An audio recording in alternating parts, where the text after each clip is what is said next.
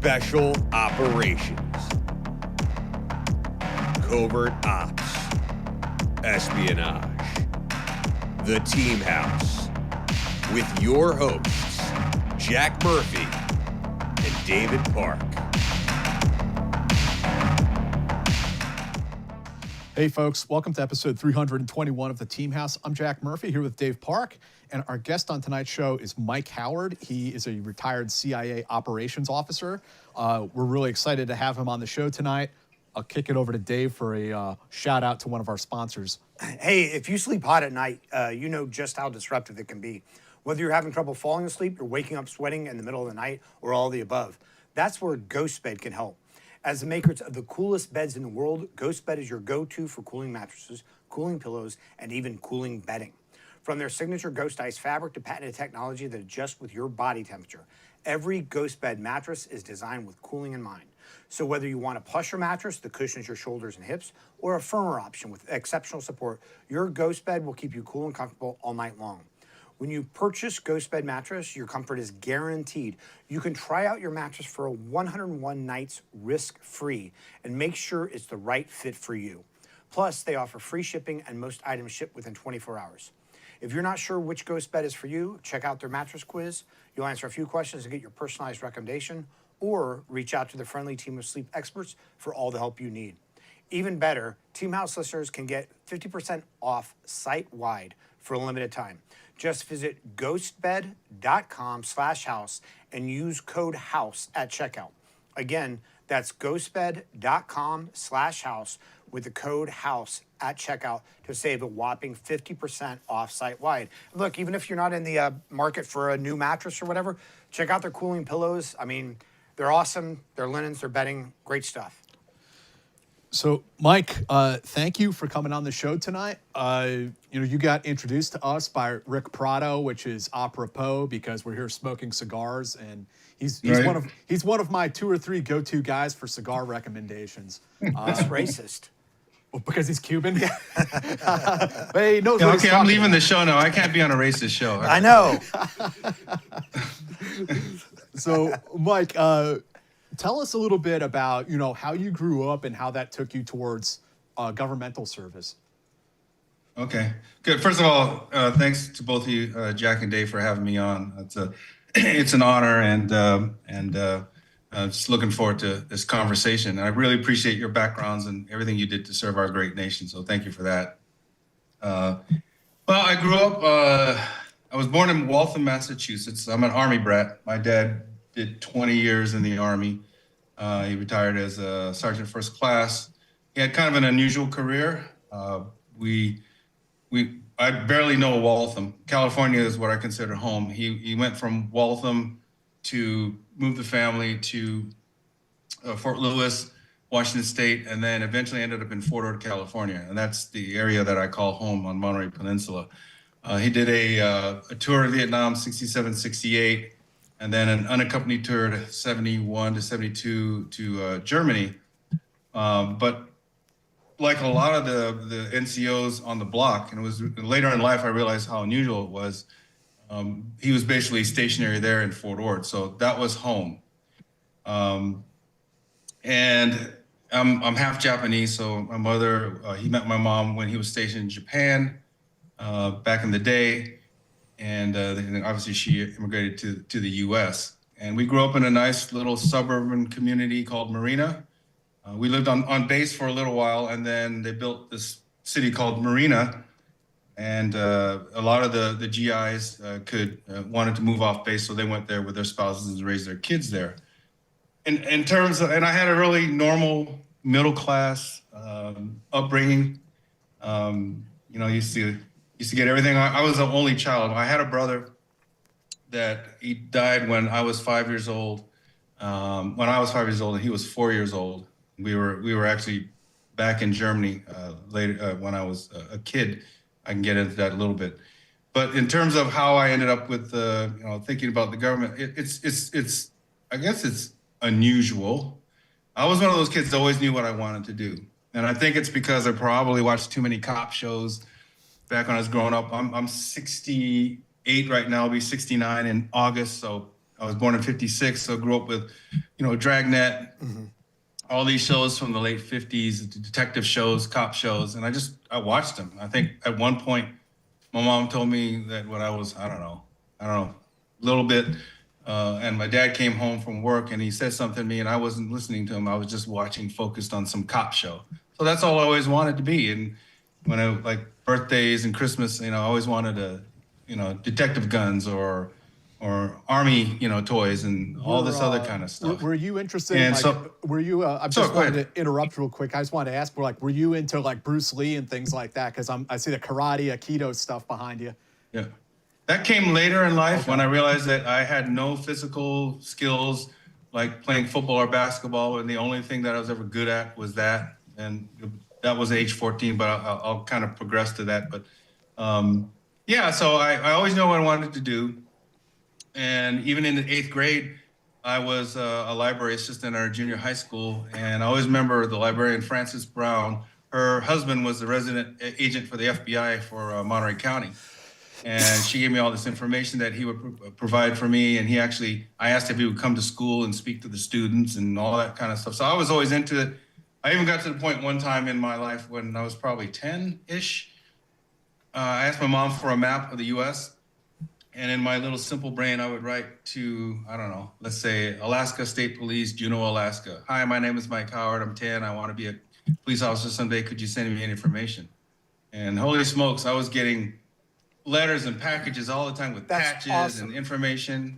I even wrote to Scotland Yard, and I wrote to the Texas Rangers and the Mounties. And so I was always kind of really, really into that, thinking that, I was always going to be a police officer someday. I tried my hand at football, when I was in junior high school, sucked at that. Played tennis. I loved tennis, but I was I played on the freshman high school tennis team, but I was kind of like on the C team.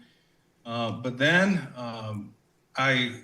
some friends of mine, I grew up in that town called Marina, some friends of mine said, hey, at this junior high school, which I'd gone to, Los Arboles Junior High School, they said every Tuesday and Thursday, there's this thing called the Marino Judo, Jiu-Jitsu, and Karate school. And we're taking it's pretty cool, right? And I'd taken a judo course in Monterey, but they were really tournament oriented, and they really didn't give a crap about folks like me that I didn't have an innate talent for that.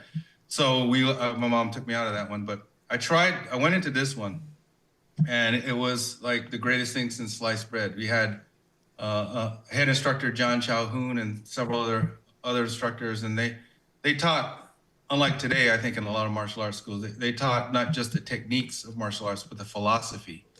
And I remember as a kid, 14-year-old kid, he asked us our very first lesson. We had gis and white belts, and so what's the first lesson in martial arts? In our little pea brains, he said, you get to defend yourself and fight and blah, blah, blah. I said, no, you run away. We looked at each other like, oh, we don't want to do this, because that was the Bruce Lee craze, right? That was the beginning of the Kung Fu craze and all that, and we wanted to do that. And he said, no, you run away, because what we're going to teach you could kill somebody. So you run away until you can't run away, and you have to defend yourself. And that started this long arc. I probably did martial arts from the age 14 till, fairly active into my 50s, when I was at Microsoft running their executive protection unit. But it was the only thing physically that I ever took. It was like fish in water. I loved every aspect of it. And being half Japanese, obviously, I loved that, the history of it, the samurai and the warrior, the Bushido code, as well as learning all of that. So that was a seminal part of my life. Then went off to college in San Jose State. Always wanted to go there because they had arguably one of the best criminal justice programs in the country. So I majored in criminal justice with an emphasis in law enforcement. And then my minor was sociology, because I really kind of dig the way how people think in, population-wise, and how that affects what's happening in the world. Right. And I went through 3.5 years, and I was a senior when this thing, I don't know if you guys know California in terms of the politics, but back then there was something called Proposition 13 that was going to come around the pike, right? So Part 13 was initiated by a legislator in California called was the Howard Jarvis Act, and what it effectively would have it would have cut property taxes, which in California fueled a lot of the public safety, so fire, police, emergency services, etc. So I had a professor in college who was my favorite professor. He's deceased now, God rest him.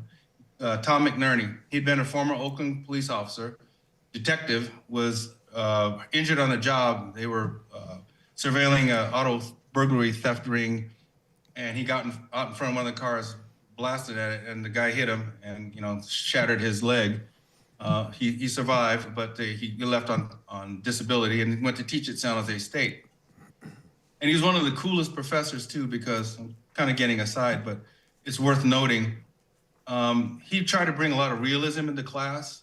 Like he would bring prostitutes that he knew from back in the day in Oakland into the classroom to talk to us impressionable college students about what it's like to be a hoe on the street. Every year there was a guy named Mel Wald who was with San Francisco Police Department. He wasn't a cop, but he was in the S&M community, and he was San Francisco Police Department's liaison to the S&M. So if there was some auto asphyxiation kind of thing and homicide came in San Francisco and they had to determine whether or not it was that or whether it was a murder, they'd bring Mel in. So every year, Tom would bring Mel over, and Mel would bring one of his slaves, and they would have the full. Now, mind you, by the time, first time he did this, I think it was junior or maybe sophomore in high school, and he's bringing in. I swear to God, Mel brought in like dildos and a slideshow and restraint devices and explaining how all these things work. And we kind of looking at each other, and we're getting credit for this, And but he tried to bring the realism into the office. And I thought that was so cool. But he told all of us as seniors, he said, look, this proposition is going to pass. And those of you wanting to go into police departments realize that if you wait till this thing passes, they won't be hiring, there'll be a hiring freeze, which he was right. So I left college with a semester left, which was obviously consternation to my parents. But I left to join the Oakland Police Department. I applied to a lot of departments in California, but I got picked up by Oakland, and I finished my degree on the job, and hence started my 3 years. It was 1977 to 1980 when I was in Oakland, and it was a job of a lifetime. I loved every aspect of it. Oakland at that time had about 1,000 officers. Now I think they're down to 600 something. I mean, they're really woefully understaffed. But Oakland's still Oakland.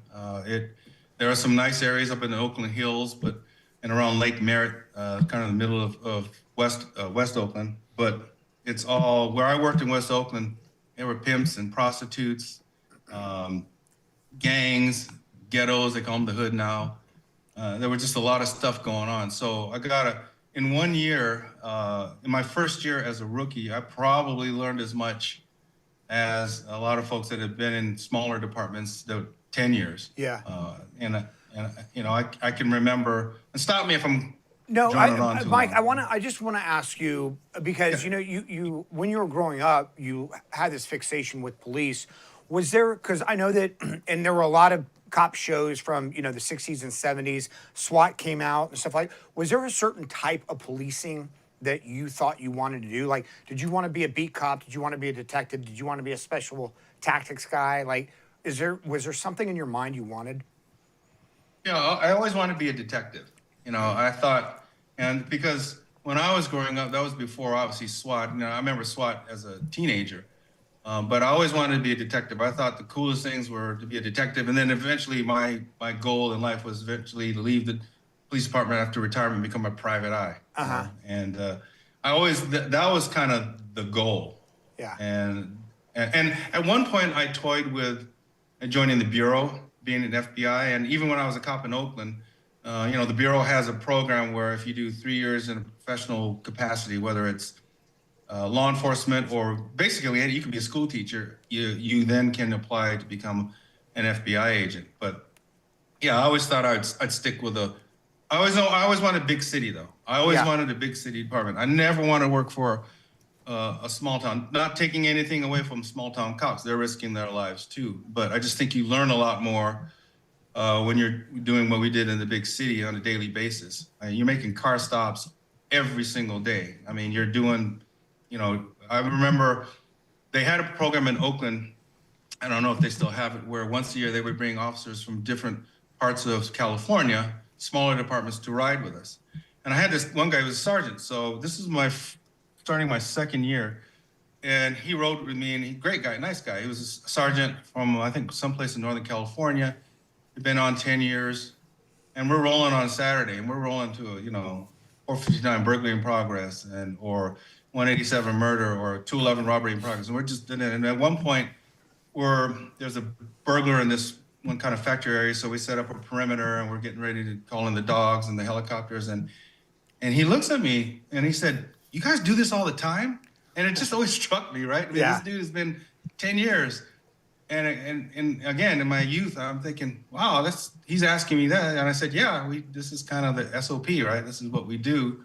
But it also gave me an appreciation of the education I got, the street education I got while being with Oakland. Officer safety was paramount. How you make a car stop, how you approach a car, how you arrest a suspect, search a suspect, approach a suspect. I remember that even to the days when I was in the agency. At one point when we were actually, I'll talk about it later, training, foreign liaison personnel. But I'll always remember those lessons from Oakland and how they drummed officer safety into you from day one. They told us in the academy, you may never fire a weapon, but you'll pull your weapon out every day, and guaranteed you'll be shot at, or people are going to try to stab you and shoot you and that kind of stuff. And they were right. I mean, usually your weapon's out a couple times a day. And unlike today, in some jurisdictions where every time you pull your weapon out, you have to fill out some stupid form, back then you could be a cop. I think in a lot of places in this country, you're not allowed to be a cop anymore for political reasons, obviously. But yeah, so I did that for 3 years thinking, hey, this is my career, I'm gonna do this, or maybe I'll go to the Bureau. But then one day on my off day, I'm an avid reader, and I picked up a book called Piercing the Reich by a guy named Joseph Persico. And it was all about the formation of OSS in World War II, and how we'd learned from the Brits, Special Operations Executive, and all those folks that taught OSS what they needed to, and then how OSS penetrated first Nazi-occupied Europe and then Germany. And I was reading this and thinking, oh, this is pretty cool stuff, right? And I was a fan of I Spy and James Bond and all that stuff as well growing up, like probably all of us were. And back then, believe it or not, the CIA had a presence in most federal buildings.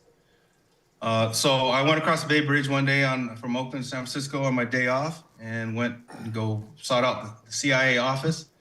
And at that time, getting towards 1980, Reagan, was taking office.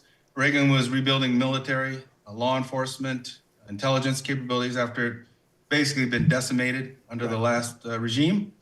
And they said, we could use someone in your capacity as a former law enforcement. And so, I did all the forms, and it took a little bit over a year to get through the background, the polygraph, all that stuff, and entered what they call the Office of Security. And I didn't know anything about it other than what they told me.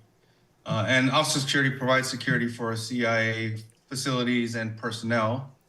Originally, I was going to be one of those guys they called Casey's cops. So William Casey was the director of CIA at the time. He had run European operations for OSS under Donovan in World War II. Made his bones making money on Wall Street. Big time Republican. Reagan tapped him to be campaign manager. And so when Reagan, got in, Reagan asked him, well, what do you want? He said, I want to be Secretary of State. He said, well, I'm giving that to George Shultz. What else do you want? So I want to be head of CIA, but I want to be in the cabinet, right? So Casey was the first DCI, Director of Central Intelligence, who was a cabinet official. And one of his ideas was to get a bunch of former cops and other people and go snatch and grab bad guys around the world, right? Which sounded good to me, but I guess it didn't sound good to Congress at the time. So they put the kibosh on that one. So I ended up with Office of Security, which was great. I mean, we did investigations. I mean, it wasn't the sexiest thing in the world. The best part was what they called operational security work. This is when you would protect defectors. You know, if our guys bagged a defector and they brought him into the U.S. or some other place, we'd be armed and to protect that defector over a period of time while they were being debriefed. And I guess one of the main aspects of that was what they used to call a confrontation. This is in Washington, D.C. So back then, if we had Vladimir from the Soviet Union as a defector, the Soviets, under the protocol rules, had one shot, legitimate shot, to convince Vladimir to come back to Mother Russia. And this took place at State Department. And we would have, the asset in a safe house. And the idea was to provide, armed escort to State Department. But the trick was, because we knew they would try to surveil us back to the safe house. So to provide counter surveillance back to the safe house. And it got hairy too in the State Department because you know how it goes. You guys, I'm preaching to the choir. They say, we really want you to come back, Vladimir. But, by the way, here's a picture of your aunt this and your brother this. And they're okay. I'm sure there will be no retribution. Now, we wouldn't do anything to them, but I don't know what the neighbors would do. All that kind of stuff. Yeah. And we worked with the Bureau a lot on that. And it was a lot of fun. We had a Libyan defector one time. He was pretty cool. He stole a MiG and flew it into Greece. So we did, we did. And he was all he wanted was pan pizza, by the way, every night when we had him. So what do you want? I want the pan pizza. Again, pan pizza. Okay, great. But that was a lot of fun. But then Office of Security at the time was run by well-meaning people who were woefully ignorant of the real world. The first time I did operational security work, I was in what they call WFO, Washington Field Office, and we were going to protect a defector. And remember, they usually get former cops or one of our colleagues was a former U.S. Marshal. So they usually get folks like us familiar with firearms to be on these details. And I remember the ASAC, Assistant Special Agent in Charge, opened up the drawer one day, and he gave us, we were carrying Model 19s, right, revolvers, Smiths, and he gave us these baggies. And each baggie had like 5 rounds. And we kind of look at it and says, well, this is what you're going to load into the thing. He actually said thing. And I said, well, it's a 6. He said, no, you can't have 6 in there because it might go off if you have 6 in there. And I was going, oh my God. Holy shit. These were leaders, right? Was that, can I ask you real quick? How was that? Was that challenging? Because the CIA generally cannot be armed within the United States, right? Like, the Jason Bourne, CIA officers run around everywhere. And I know that, the CIA has their police, their gate guards and people like that. But for you guys who are running these protected details and whatnot, were you federal law enforcement? How did that work for you? Was it tricky? At the time, I didn't know. I assumed that there was some special dispensation. I actually can't tell you to this day if there was. I think there was from a legal standpoint. I think our legal folks were able to work with DOJ to say for these things and for these things protecting the DCI, you can be armed. But you're absolutely right. We normally couldn't be. Yeah. And but that led me to and some others to join the DCI, we call DCI security staff. Uh-huh. Sometimes we call it DCI slave staff because we were carrying bags as well as protecting the dude, But so William Casey was the director, and we were on his detail. So kind of, the Secret Service of the CIA. We traveled domestically with Casey and Deputy Director John McMahon, who was a great guy, all over the world. And, we were credentialed at the White House, so we worked with the Secret Service all the time. We'd go to Capitol Hill, Pentagon, State Department, DOD all the time. And it was a great 2 years. Casey was a very interesting fellow because Cold Warrior, and he loved the agency, especially loved the DO, the operations side of the house. He tolerated us. But I remember for 2 years, he could never, I joke with my wife all the time, he could never remember my name. My name is Mike, but every morning he said, good morning, Bob, because he talked like, good morning, Bob. morning, sir. For 2 years, I'm Bob, right? But he loved the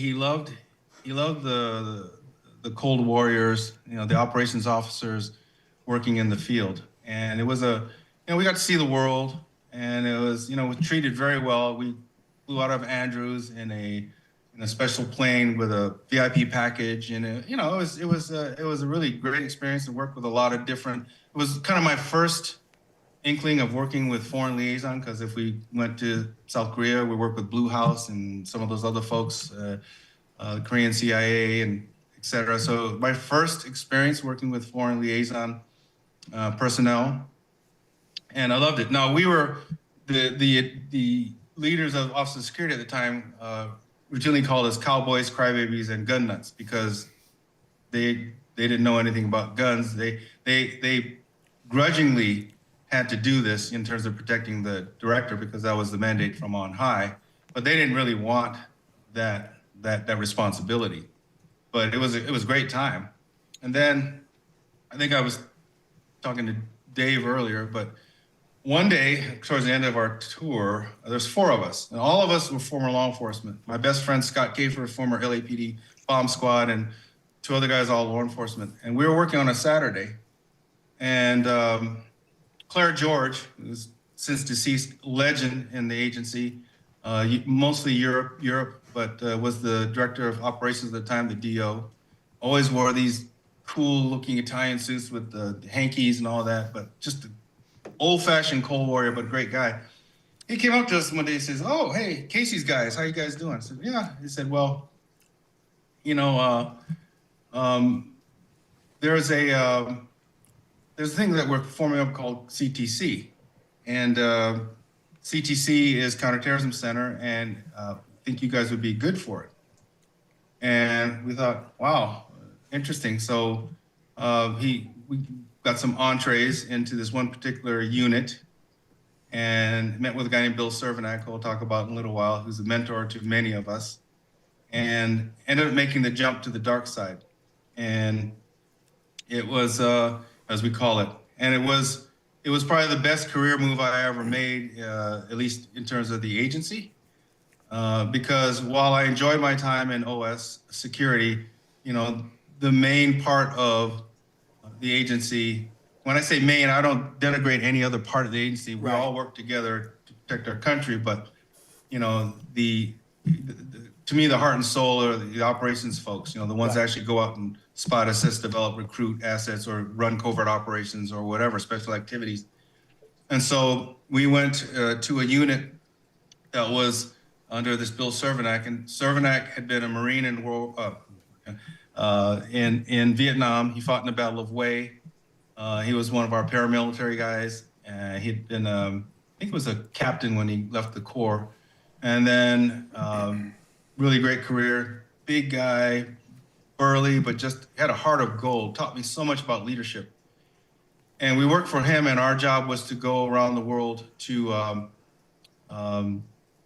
train foreign liaison protective details in protective operations, whether it's motorcade, shooting, self-defense, first aid, searching for bombs, advanced work, all that kind of stuff. Mike, yes, go ahead. I'm sorry to interrupt. I got to do another ad read before we continue on, but I want to hear more about the dark side. So I want to tell you guys about Mando. It's a whole body deodorant, safe to use anywhere on your body. It's created by a doctor who saw firsthand how normal BO is being misdiagnosed and mistreated. It's clinically proven to block all odor all day for up to 72 hours. Mando deodorant product options include a solid stick deodorant and a spray deodorant. All products are baking soda free and paraben free. Choose from a variety of fresh scents like bourbon leather, clover woods, Mount Fuji, and Pro Sport. It's clinically proven to control odor better than a shower with soap alone. So if you want to try America's #1 whole body deodorant formula right now, you can find them at Walmart, Target, and other retailers across the country. For the best deals, go to shopmando.com. Mando's starter pack is perfect for new customers. Comes with a solid stick deodorant, cream tube deodorant, 2 free products of your choice, and free shipping. As a special offer, listeners and new customers get $5 off a starter pack with our exclusive code that equates to over 40% off your starter pack. Use the code TEAMHOUSE at shopmando.com. That's shopmando.com. Please support the show and tell Mando that we sent you. So thank you. And real quick, Mike, before we move on, I had made a note, and I think we skipped it. You said that there was a really important leadership lesson you learned when you were a cop. Oh yeah, right. Sorry. I'm bad. sorry that I missed it. Yeah, no. So I'm a cop in Oakland, and in Oakland, you have this big bag you carry with you in your car, including a big copy of the penal code, because part of it's a 6-month academy, and there's obviously a huge section on law. And like I said, we have a lot of prostitutes on my beat, San Pablo Avenue, which went up all the way up from Oakland to Berkeley. And we were always chasing these folks all over the place. We drive and they run into these ratty hotels, and we have to chase them and all this other kind of stuff.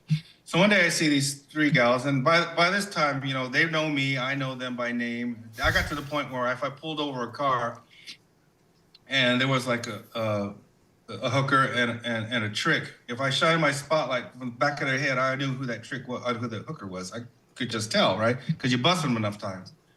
But I remember I was thinking, okay, so 647 PC, a penal code in the state of California, was prostitution.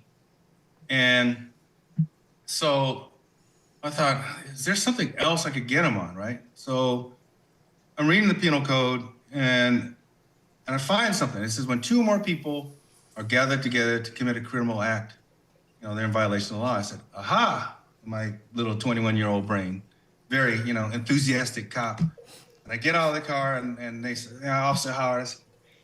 And I said, okay, you guys are under arrest. And they said, yeah, for 647, right? Because they knew the penal code as well as we do, right? Right. They got busted on it all the time. And I put him in the back in the cage, and I said, nah, it's like 408 or whatever, 407, 408. And they said, what the hell is that? I said, yeah, And I read it to him. So I take him to, actually, at that point, we used to have what they call paddy wagons. They come around and pick the prisoners up to keep the officers on the street, and then they would take the prisoners to jail. At that time, we were under this DOJ program, which was actually pretty cool, where it was kind of like, I don't know, it was like, what's the word I want to try? It was an incubator thing for what they have computers in cars, right? We called it Digicom, and it had a little screen, and you could send little messages to each other in the car, right? And I got a now we call him text message from my sergeant, Dave Nishihara, great guy. And, ironically, I'm half Japanese and he's Japanese, right? And he asked to meet me at a particular intersection. So I go there, and we used to call him Nish. And I say, hey, Nish, what's going on? He said, those 2 hookers you got, you bagged? I said, yeah. I said, we cut them loose. I said, how come? I said, because I cited the penal code. He said, Mike, that is the riot act, right? That's unlawful assembly. Right? And I'm thinking, my ego is deflated, thinking I was very ingenious and inventive.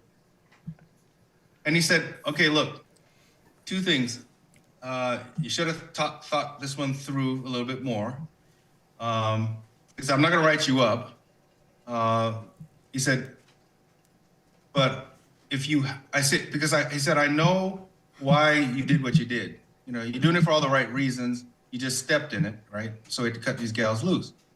But he said, you've got a great record so far, blah, blah, blah. But he said, look, if you have questions, just call me, contact me, whatever. Just ask, right? So when I speak on leadership, to me, that was a lesson in what I call forgiveness, right? Because if I think about it, the trajectory of my life in terms of me being able to take risks, which I did later in life, whether it was government or business, might have taken a different turn, right? Because had he not slapped my hand, but then forgiven me and said, okay, go forth and do no more harm, maybe in the agency, I would have thought about doing a particular operation or something, and I'd say, nah, I'm not going to do it. Or in business, I'm going to try this new initiative, but nah, because it might fail or something, or they might get mad or something. It might be too risky, right? I'm not a risk-averse person by nature, but and my mom was a worrywart, so I probably have a little bit of that. And I think, to me, I carry that.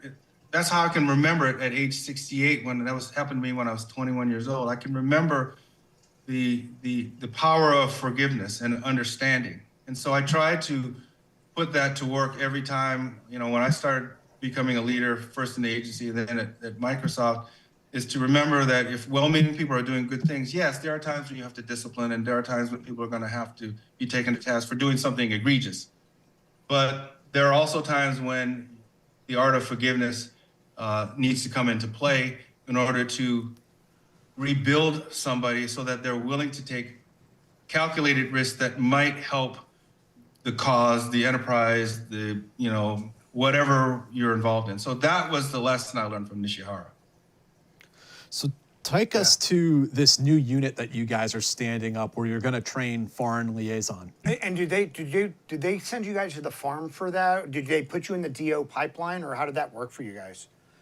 Yeah, so back then, I know they don't have it now. They had categories. So, you're kind of your mainstay case officers were category Bs, the spot, assess, develop, recruit, and report. And then your cat Cs were like Rick and I were at one point. Cat Cs called special skills officers, and that could be anywhere from coming in like you guys from special ops to law enforcement, whatever, right? And so you're a special skills officer. They brought us in cold. We hadn't gone to the farm yet. They brought us in because they knew, because we had done the work, Right. we could train the foreign personnel. And what they did along the way, because the secondary, actually, I always told people that was the secondary part of the job. The first part of the job was to spot, assess, and develop these students, because usually they're the best of their presidential security details, to help spot, assess, and develop for them for the station, and point out to the station in the month or 2 months that we're there, hey, this person has potential, this person is a little disgruntled with career trajectory, but very smart. So our job was to help assess. So they put us eventually all through the farm, but through a program they used to call OCA, Ops Course Accelerated. So it was like 10 weeks, kind of a condensed version of what they get in the farm for field tradecraft. But we do all the same things. You do all the spotting, assessing, development, recruitment exercises, counter surveillance, all that kind of stuff. And because we used to joke with our Cat B colleagues, he said, we do what you do, but you can't do what we do. That's the difference between the two of us. But so we would do that. And it was a lot of fun. Number one, traveling. I did a lot of work in Africa.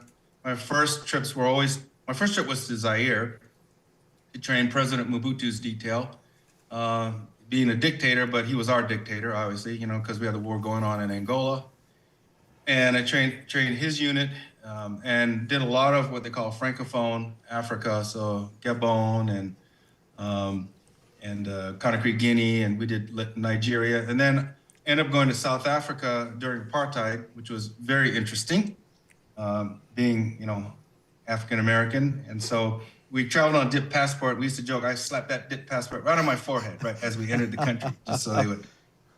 But they actually considered me, I was told by the embassy folks, well, you're considered an honorary white person. I said, well, thank you. I always wanted to be the one, so. Did, Mike, I want to ask you, when you did these jobs in Africa, did you work with Willie Murkerson at all? Willie Murkerson. Man, that's a name from the past. I didn't work with him there. I worked with him later on in life in the agency when we were in recruiting. I did a gig in recruiting, and he was in recruiting. Cool. Willie? Yeah, I've met Willie, and me and my colleague are kind of like writing his biography, I guess you could say. Ah, cool. Yeah, I was just curious because he was in Sudan when they were evacuating the Falasha Jews and all that kind of stuff. Right.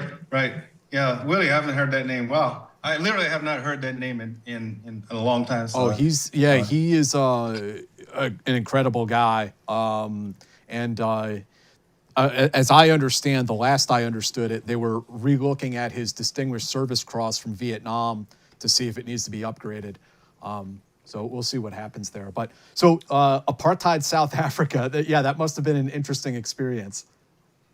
It was. I mean, I have to imagine. You can imagine. I had a little trepidation going in there. I went with a former Secret Service guy, Mike Mastervito, who was one of our contractors in our unit, and he had started Intel division for Secret Service. But we were on South African Airlines, and I'm thinking, oh, we're going to Nazi Germany, right? But it was because we were actually there to train the folks in Swaziland, which is just south of South Africa. We were training the Royal Swazi Police, but obviously we had to work through the station in Pretoria. And I remember we considered South Africa just like Russia and China a denied area, simply because obviously their embargo and everything else we had on that country. So under surveillance from the time we were there. And I was seeing a gal that was at the embassy there in Pretoria. And I remember going to her house, and South African police were, they made no bones about the fact that they were there, just letting us know, right, that they were there. But what struck me as interesting, like when the embassy folks would take us out to like a shopping mall to have lunch or whatever, and they must have thought I was Jesse Jackson or something, because man, the general managers would come by and, oh, is there anything we can help you with? Are you okay? Yeah, I'm fine, man. I'm just having dinner. But and it was funny in that aspect, because they'd all joke and say, look, you're an American black. They know that. They want to put the best foot forward to show that they're not, racist or whatever. But then you look right outside the window and you see all the black Afrikaners, and they couldn't go into that restaurant. They couldn't go where you were. And at one point, I remember the embassy said, we're going to go to this concert in this area called the gray area. The gray area was where whites, blacks, and Indians, there were a lot of Indians in South Africa, still are, would mix. And there used to be a band called Johnny Clegg and Savuka. Johnny Clegg, and if you guys have never heard Johnny Clegg, you should listen to some of his stuff. It's awesome. It's kind of a blend of rock music and Zulu. And his band was a mixture of both, and he learned Zulu dancing, and he would incorporate it into his concerts. But they said, look, we're going into this gray area. We're going to see the concert. There's a chance that the South African police will come and bust us, which they didn't that night, because it's illegal, right, for races to mix. So we went there, we saw the concert, but again, it was kind of like, okay, that's an interesting point of reference. And then the embassy, it was Easter, and they said, hey, we're going to a nearby country, Lesotho, to a hotel there on, the Easter holiday. You guys are visiting, want to come with us? So we did. So caravan. So we're getting in the hinterlands of South Africa before we get into Lesotho. They have to stop for gas. And it was kind of like what you see back in the 60s in the South, right? During Jim Crow. There's white and colored. Well, I can't read Afrikaans, but I know white and the other, right? So right. I jokingly say I put the passport right here and went into the white bathroom, and did my thing, and then get back into the car. But again, it was an interesting frame of reference. And I went twice. To South Africa, but it made an impression, obviously, on us, and it also taught us that as a country we were doing the right thing in putting an embargo on them for what they were doing to their own people, and they were killing them, imprisoning them without a cause, et cetera, et cetera. So yeah, I did a fair amount of work in Africa, but then they knew that my bosses knew I wanted to go to Asia. It being half Asian, so I spent a lot of time in Asia. We trained Lee Kuan Yew's unit in Singapore. We trained we helped prepare the South Korean forces, combined forces, before the '86 Olympics. We trained at this. They used to call it the 707. So you guys would appreciate it. South Koreans, yeah. They were. Yeah, you guys know. Yeah. So we trained at their compound and did all that stuff, and that was combined with the police, Intel, 707. And so, did a lot of work in Asia. And at one point, Bill Cervenak, who I mentioned again, he's kind of like Sergeant Nishihara, another person that really made an impression on me in leadership. I had never been a leader. I never really thought about leadership. I was really enjoying just individual contributor and just doing the job.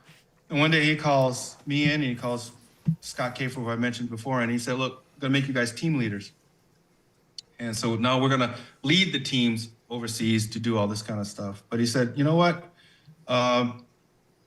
One thing you guys need to remember, and I always remember this, he said, up until this point, you have the right to be selfish. And what he meant by selfish, he meant selfish in a good way. It means you want to grow your career, you want to be promoted, you want to, obviously you want to be recognized and just move up the ranks and get paid more, all that good stuff. And that's all fine. That's great. We all want that.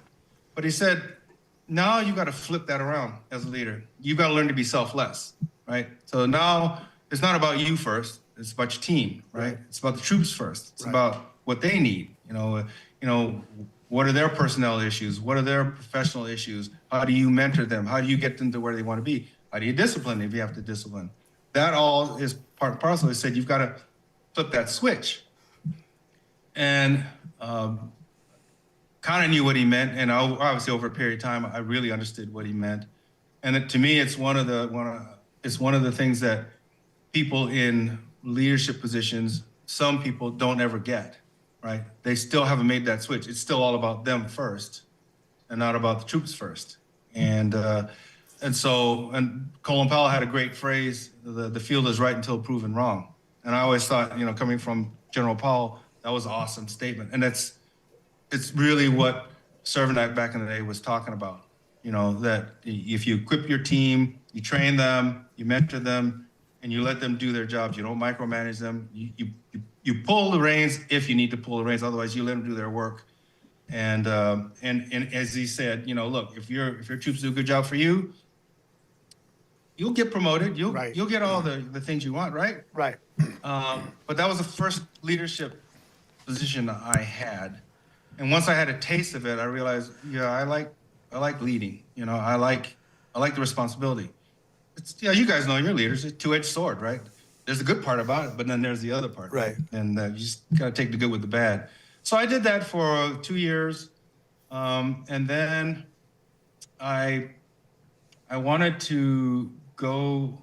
I wanted a PCS assignment to the permanent change of station assignment to Asia, and I ended up working in Asia division just on a rotation to the Philippine desk. And I worked the Philippine desk for a year, which was, again, a lot of the line folks at that time in the agency considered us knuckle draggers, right? Because, you guys do all the shooting and all the driving and cars and blah, blah, blah.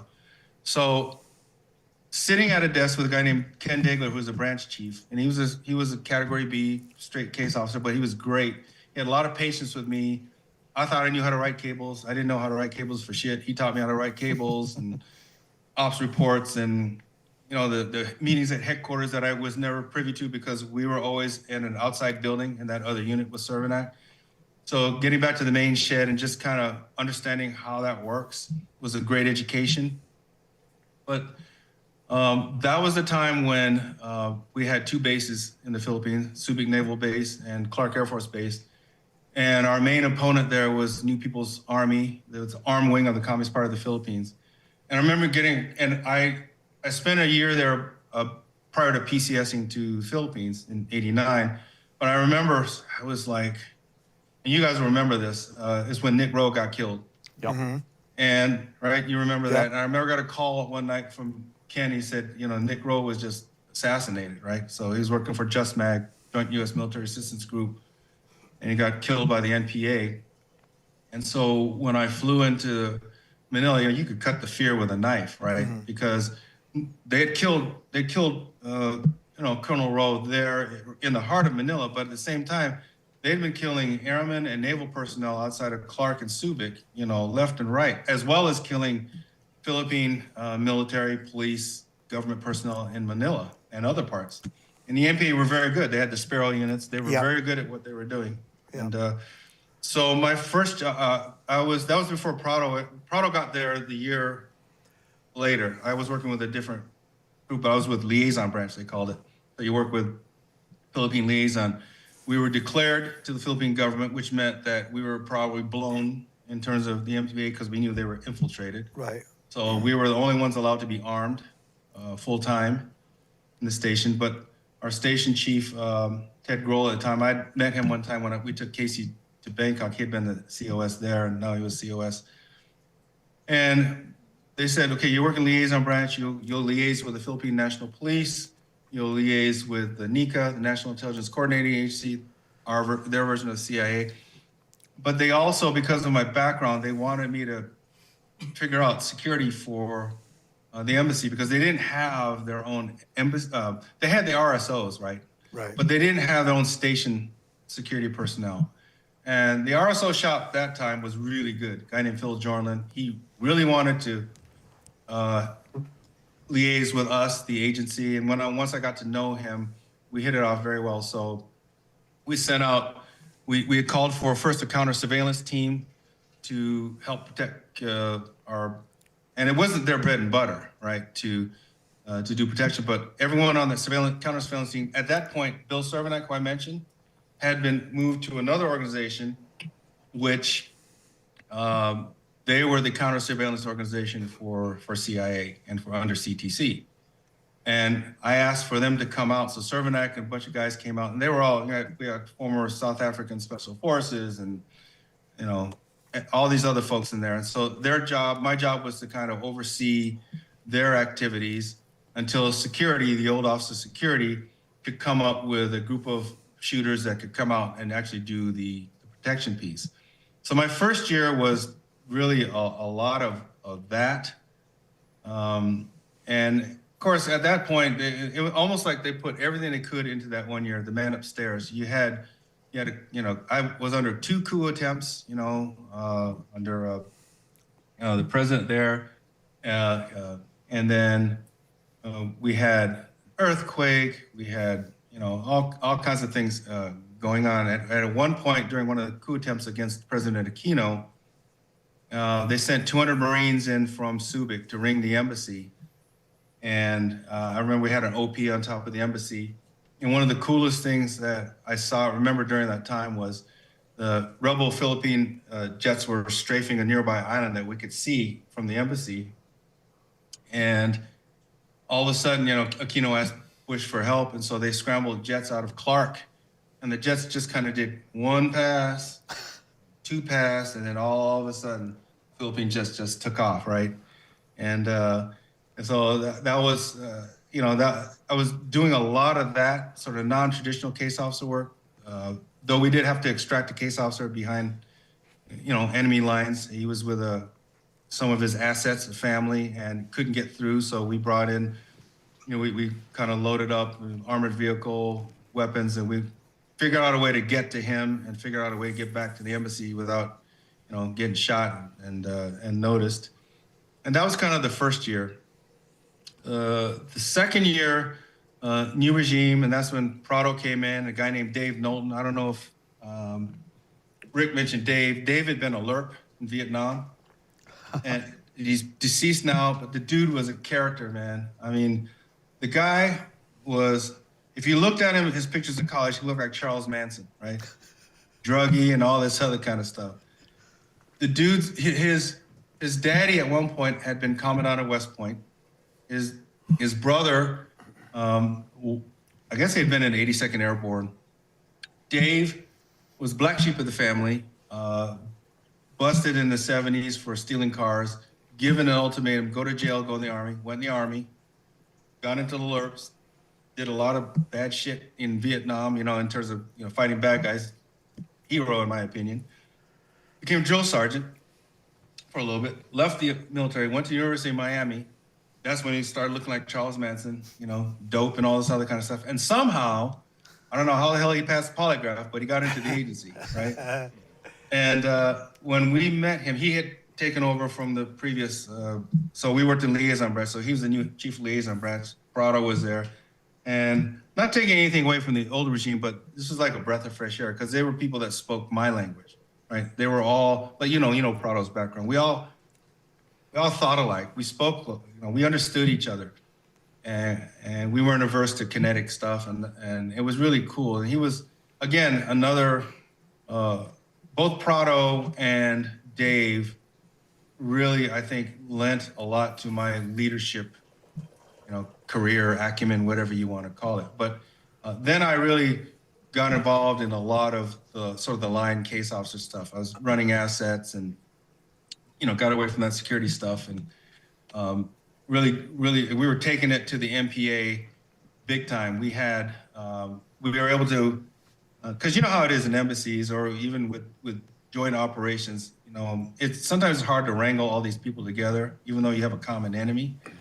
But we were able to get Air Force OSI, NIS, now NCIS, Diplomatic Security, RSO Shop, and the agency and the Bureau to work together on combined operations. We run counter surveillance operations on choke points in Manila where we knew the bad guys would probably set up if they're going to try to attack Americans, right?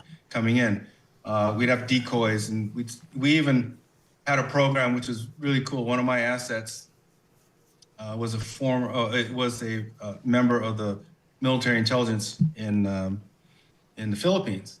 And at that point, the Philippines military, they were trying to run what they call a returnee program, where you take NPA shooters that wanted to come back into the fold, become good citizens or whatever, and try to rehabilitate them, but they didn't have the money and the resources, blah, blah, blah, but we did. And so what we would do is use the Philippine military as a cutout to our asset, and we would put these guys back on the streets to see, because we couldn't spot bad guys because they were so embedded, but they could. And at one time, they actually were able to find a group setting up, doing some surveillance, setting up for a hit. So that was really cool. We were able to stop that kind of stuff.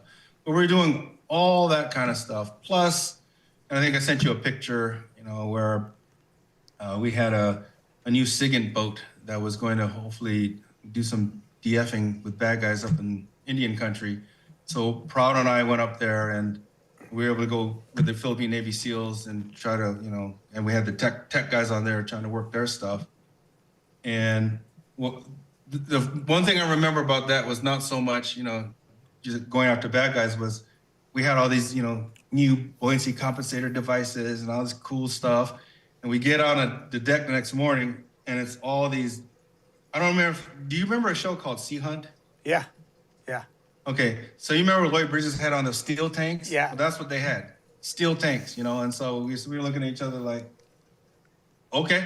Yeah. And so we put the steel tanks on and go diving and stuff like that. But it was probably 2 or 3 tours crammed into one tour, just because of everything went down. Plus Mount Pinatubo went down. We had everything. You were with Rick when the volcano exploded, and you had to go to Clark and remove some equipment or something?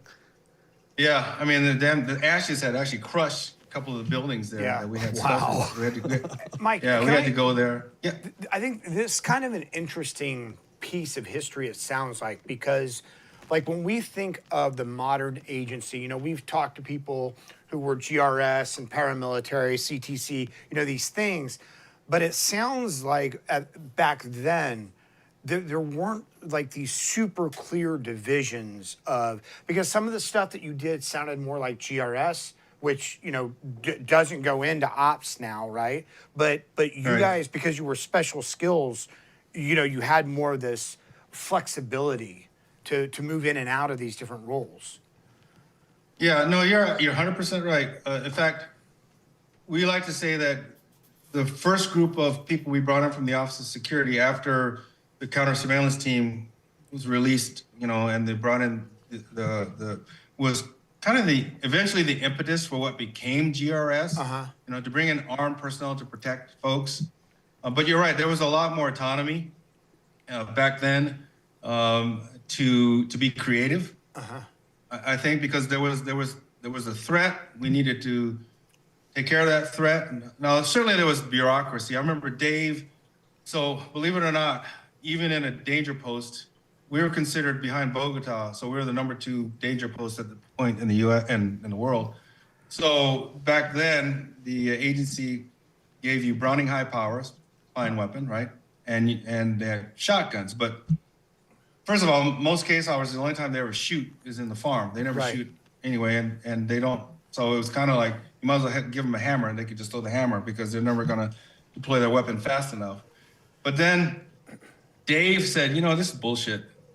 We need shoulder weapons. So he went to cable to headquarters. We want MP5s. And it almost damn near took the act of God, right? But we got the MP5s into town.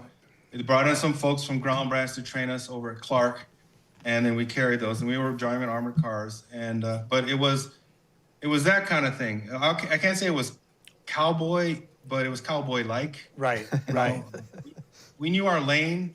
We were credentialed by the locals to carry everywhere where they give us, credentials. So whenever a corrupt cop would stop us and try to take bribes, we just show them this and they leave us alone. Yeah. But yeah, you're absolutely right. It was there were not these clearly defined things. We made it up as we went. We didn't go too far off the reservation in terms of doing something that would be harmful or that would be foolhardy. Right. But we were certainly given the autonomy to make the right decisions. Yeah. How would you assess the effectiveness of these operations against the NPA? Because they're still around today up north, but nowadays, I don't think anyone sees them as like a credible threat to the Filipino government. What do you see that as far as, their strength when you got there and, when you left? Sure. Again, so I remember we had at one point, we were talking to, thanks to NIS, now NCIS, we talked to a former NPA hitter, and he killed buku people back in the day, right? But I remember him saying, we saw these cars coming around every so often, but we didn't know, we see these cars that look like Americans. They didn't look like regular, embassy people. We might see them one day, and then we wouldn't see them the next day, and then we'd see them the next, another day. That was the counter surveillance, right, that we were doing in Manila, which we then expanded to, with OSI's help, to Clark and then to Subic, right, to that methodology of keeping them off base, because what they were used to was the uniformity of embassy folks, Navy personnel, Air Force personnel, leaving their house at a certain time, going through a certain place. And unfortunately, that's what got Colonel Rowe, was that he was going, unfortunately, the same time, same place, and they hit him on that day. And so our job was to keep him off balance so that if they saw what they thought might be security or somebody one day, they never know when they would see it again. And so we had a particular schedule. So to answer your question, once we really got rolling on that, and again, it was a joint operation, there was never any American ever hit again in Manila, and the numbers of naval personnel and Air Force personnel in Clark went down considerably. When we had a Marine Expeditionary Force come in one time in Subic, and I was staying at Subic for a couple weeks working with NIS, and we were patrolling the streets armed, looking for NPA folks, and they knew it. They knew we were looking for them. So the NPA, obviously now, back then it was the NPA and the CPP, Communist Party of the Philippines. They still had a separatist group in Mindanao, right? Which now, of course, the Islamic threat takes precedence now, right, in the Philippines over the communist threat. So, do I have empirical evidence that our efforts stop them? No, I don't have empirical evidence. I know I have anecdotal evidence saying that there were no Americans killed. Yeah, contributed in Manila. Yeah. Yeah. So I hope it worked out. What was the next stop after the Philippines for you? So after that, I went back and I became Cervinex deputy in that counter surveillance group. So that was another taste of leadership. And, I learned to do the headquarters thing and staff meetings and this and that, but it was good. It's great education. And then from there, I took kind of this detour, which a lot of my operations colleagues said that was stupid, Mike, because you're going to hurt your career. So a gal named Sally Werner, who I had worked with, I'd met before. She was GS-15 case officer. She was working in our Office of Personnel in what they call a career development branch, and so she called me one day and she said, "Let's go have lunch." Jose Rodriguez, right? Obviously, right? And Jose was actually in charge of all that at the time. And they had a conversation with me and they said, look, we want to start up something good for DO officers, like career development. There's been no career development track. You kind of apply for jobs and blah, blah, blah, and we want it more streamlined or organized. And so would you be willing to come on board to help us formulate that? And part of me said no, because I wanted to stay in operations. But a part of me said, which I'm glad, because it really helped me out later in life, said, I'll give it a shot. And again, there were a lot of naysayers because that didn't ever happen back then. Operations stayed in operations. Just like leaving, to your point, what you said earlier when we were talking before the podcast, leaving Office of Security and going into the operations director, it just didn't happen. Right. So I said yes. So I took a rotation to personnel. And it ended up being very eye-opening for a number of reasons. They were interested in mentoring. So we helped brought in some experts. We put together the first mentoring program within the DO, which is really good because, it's like special operations or like law enforcement. We're fearless. We, nothing can ever get us down. But there are times we need to talk to somebody, or you need some counseling, or you need to bounce something off of somebody. So having a mentor, and it was voluntary. You want to sign up for a mentor, sign up for a mentor. Usually an officer senior to you to help you in your career or other issues that you're dealing with. We all sign up for it. And to this day, I still have mentors and I still mentor people. And so that was number one. The other thing, we put together a career development program that was computerized, that would help officers determine, okay, what is your ideal career path and what would it take to get you there? And we would, try to help kind of formulate, okay, what are the things you need to do? What assignments do you need to have? What experiences do you need? Even to the point of, from a political standpoint, like who do you need to get to know, and who do you, that kind of stuff, how to influence, how to let people know about you, that kind of stuff. And so I did that for a better part of like a year and a half. And it was gratifying. And then, so I decided I'm going to ride this puppy a little bit longer. So then an opportunity came up to go to the IG, Inspector General's office, as an investigator. And I said, okay, I'm going to try that. So, because I had friends that were from OS that were up there. So I went there and I did that for a year. Now, I liked doing the cases. It was fraud, waste, and abuse. We worked with DOJ a lot. So kind of the internal affairs of CIA. And you got to Mirandize people. And actually, it was funny. One of my instructors in police academy in Oakland was a guy named Sergeant Lyman Hubbard. He was a great guy. And then, when I left the department, went to the agency, I lost track of Hubbard. And one day I saw him, this is before I went to, to the IG, I saw him in the parking lot and found out he joined the agency. His dad actually had been one of the Tuskegee Airmen back in the day. And he worked in Latin America, and he actually ran the farm at one point. But when I was with the IG, there was some investigation, and he was one of the people brought in to be interviewed. So I said, hey, Sergeant Hubbard, and then I had to remember, I got to be professional, and I'm supposed to be impartial. But I did that for a year. But one thing I found out in that job was I was an individual contributor. Now, I had a boss. He's a well-meaning, great guy, but he was not a great leader, right? Didn't fix things that needed to be fixed. Wasn't high on building up teams, et cetera, et cetera. And so I realized at that point, because I had no power or authority to do anything, just do my job. I realized at that point, I will never be an individual contributor again. I'll always take a leadership position where I can try to influence things in the right direction.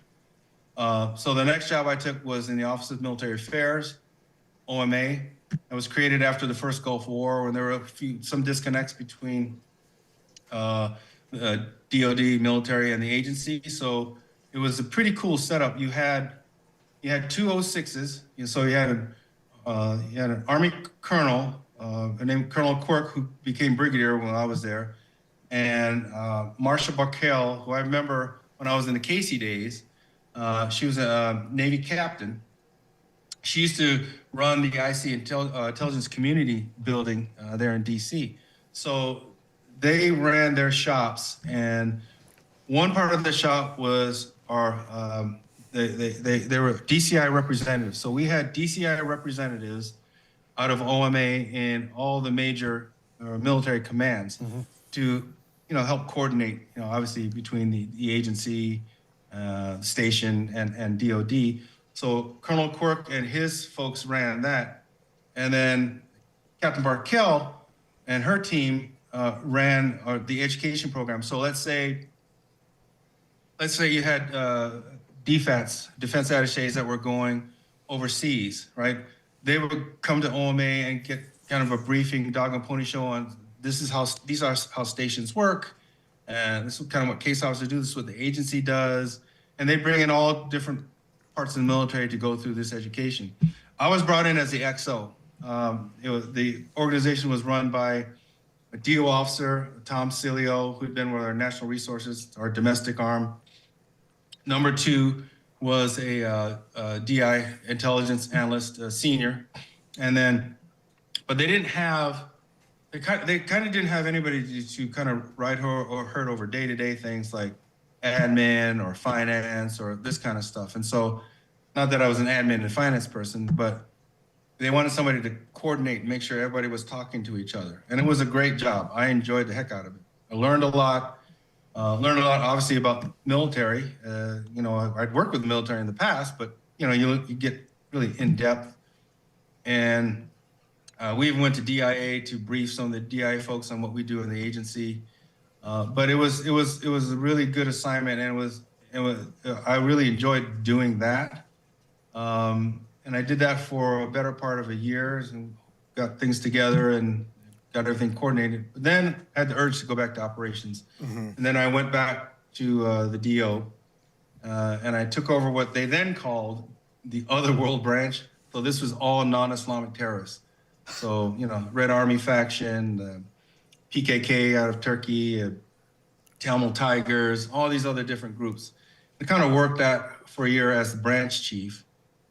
And then my last assignment in the agency was I talked to the chief of NR at the time, National Resources. So National Resources, for those of you who don't know, I know you guys know, but it's the domestic arm of the agency. So the agency has no remit to conduct intelligence operations per se, the way MI5 does, say, in Britain. MI5, people think, oh yeah, they're like the FBI. No, they are the CIA, but they're domestic. They can do everything MI6 can do, but they do it domestically. We can't do that here, right? So what we do is we work with the Bureau on possible targets, and we work with business, right? If there are business people that are willing, let's say in their travels, and they have access to different information to give us information or atmospherics of personalities, we kind of report on that. So there was an opening in Pittsburgh.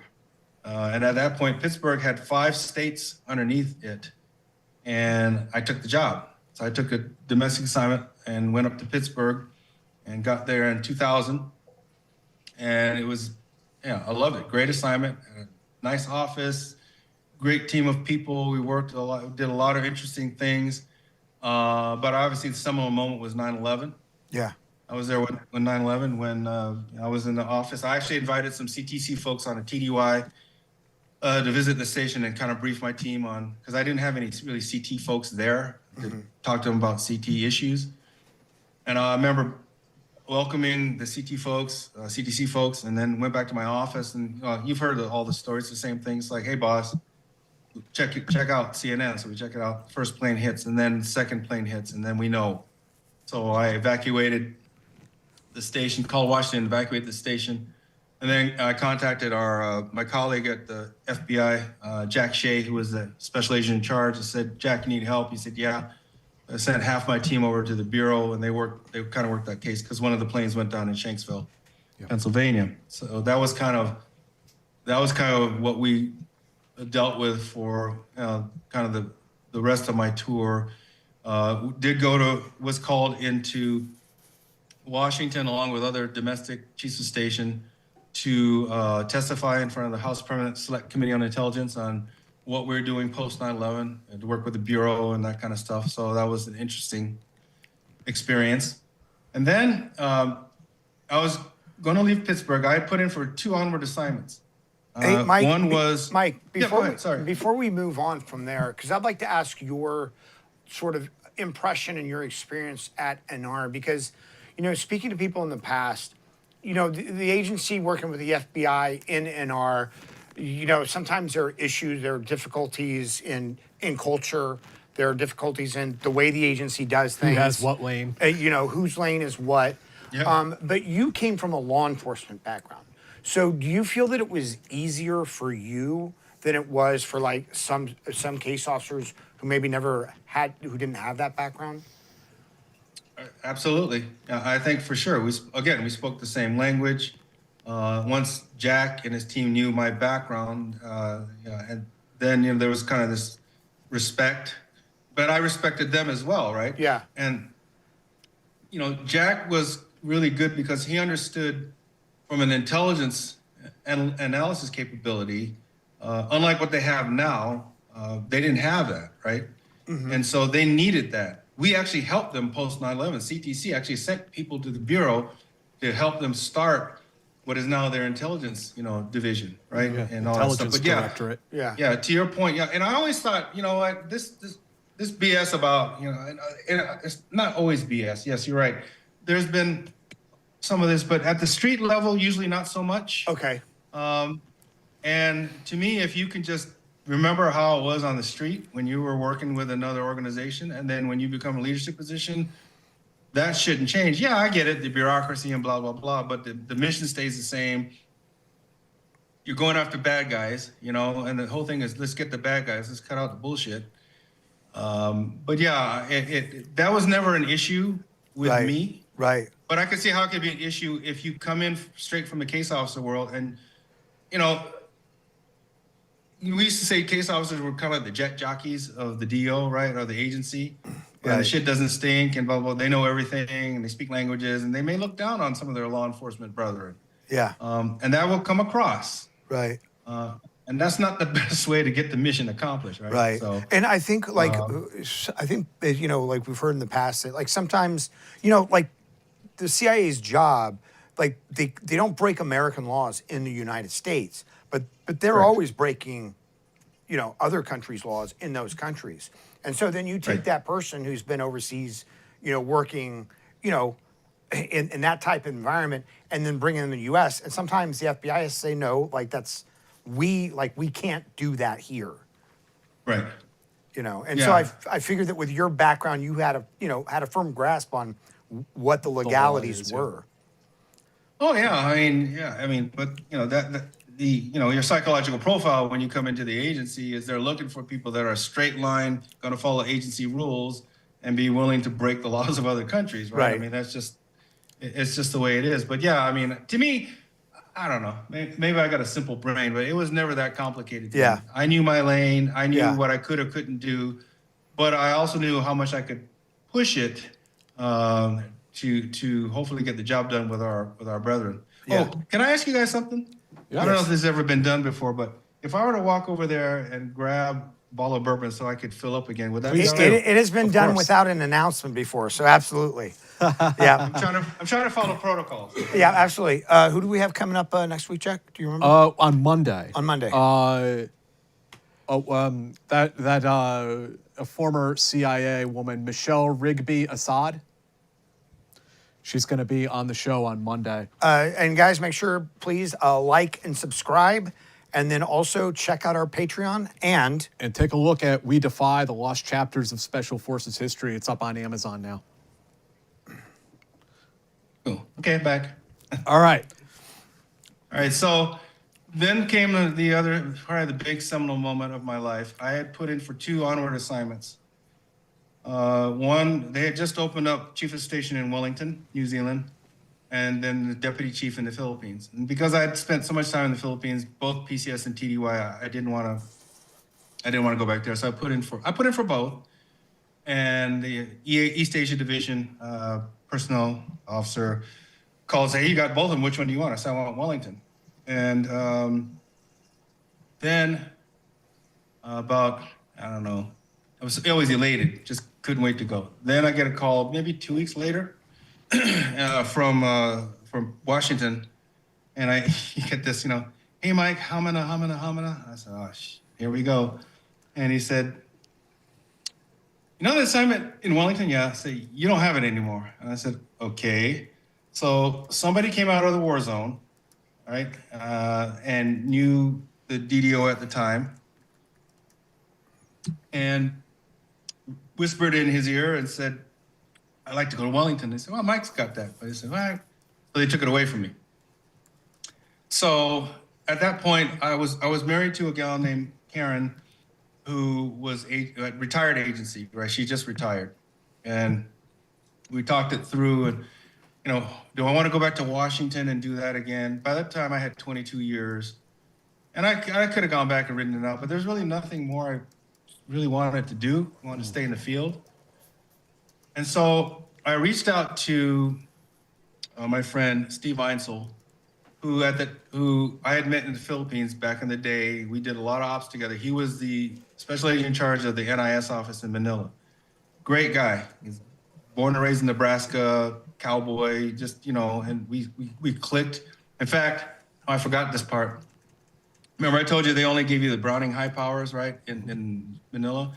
And when I got to know Steve, he said, that's it? That's all you have? So that's all we have in the house. And at that point, I was living off compound. We had security guards because we were a liaison branch. So again, because you're liaison branch, you're known to the Philippine government. You figure they're penetrated. But the security guards are worthless. They would run away if the bad guys came, right? But they were just window dressing.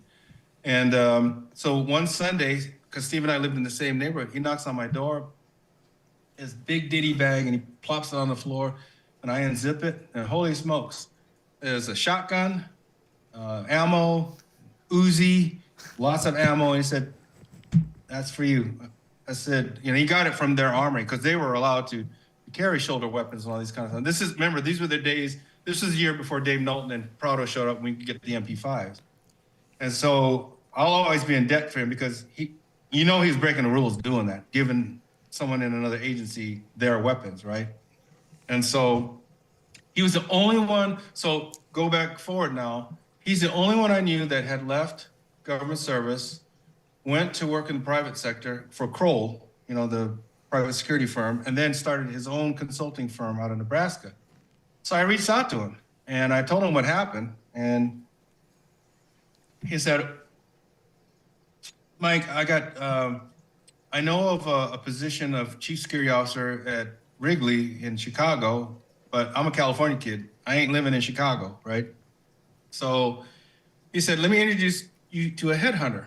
And again, government guy, I don't know jack about headhunters. I said, how much does that cost? Because I'm not getting paid that much, right? Even as a GS-15, I don't get paid that much. He said, they get paid by the company. So he introduced me to a guy named Jerry Brennan. And I guess he had told Jerry my background. Remember, I'm still undercover, so I have to be careful what I say and blah, blah, blah. But I cannot control what Steve said to him about me. And so he called, we talked to each other, great guy. We're friends to this day. And a lot of us that were chief security officers owe our careers to Jerry. He's very well wired. And we talked and he said, look, Steve told me about you. There's two things. There's a position of chief security officer in some company in Los Angeles. To this day, I can't remember because the next thing he said was there's a position in running the executive protection program as a director at Microsoft. I remember that. And I said, okay. But he said, unfortunately, I'm not being paid by Microsoft to staff that position. I just know about it. And knowing your background, what Steve told me, I thought might be a fit. But then he says, but this is the name of the personnel person. Her name is Suzanne. I always remember her name to this day. Great gal. And she's the one staffing it in their HR department. But you're gonna have to make up a story. Can you make up a story about how you found out about this job? I said, did Steve tell you who I work for? Of course I can make up a story about how I found out about the job, right? Right. Yeah. So I made some bullshit story about how I, found out from Secret Service contacts about this, blah, blah, blah. And I called her. And we had a really nice conversation. And she said, do you have a resume? I said, no, I don't have a resume. I can send you something about my skills, but I can't send you a resume. And she said, okay. So I did that, right? Because I can't give anything classified, blah, blah, blah. And so they flew me out to Redmond, Washington, suburb of Seattle, where Microsoft has its campus. And I went through a series of interviews with everything from a general manager who was going to be, who at the time it was interesting. So Gates never wanted security until you probably heard about this infamous incident where he got slammed with a pie in Europe on a trip. And the board of directors said, no, because that could have been acid, could have been anything. Right. You are going to have executive protection.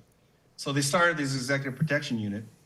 And my friend to this day, Charlie McNerney, who was a GM, and he wasn't security. He rolled up in an organization under a VP named Rick Divenuti, who under Rick, they had a lot of different verticals. One of them was IT security, the other one was physical security. They just gave it to him, right? And Charlie realized, I don't know anything about this world. And the unit itself was dysfunctional. And I'll tell you why in a second, but he said, he probably told Rick, we need to get somebody that knows what they're doing. And so I talked to him and Rick, the VP, and HR, and ended up talking to both Steve Ballmer, who was the number 2 at the time, his admin assistants, who were the gatekeepers, and then Bill Gates's admin assistant, Christine Turner, who definitely held the keys to the kingdom, right?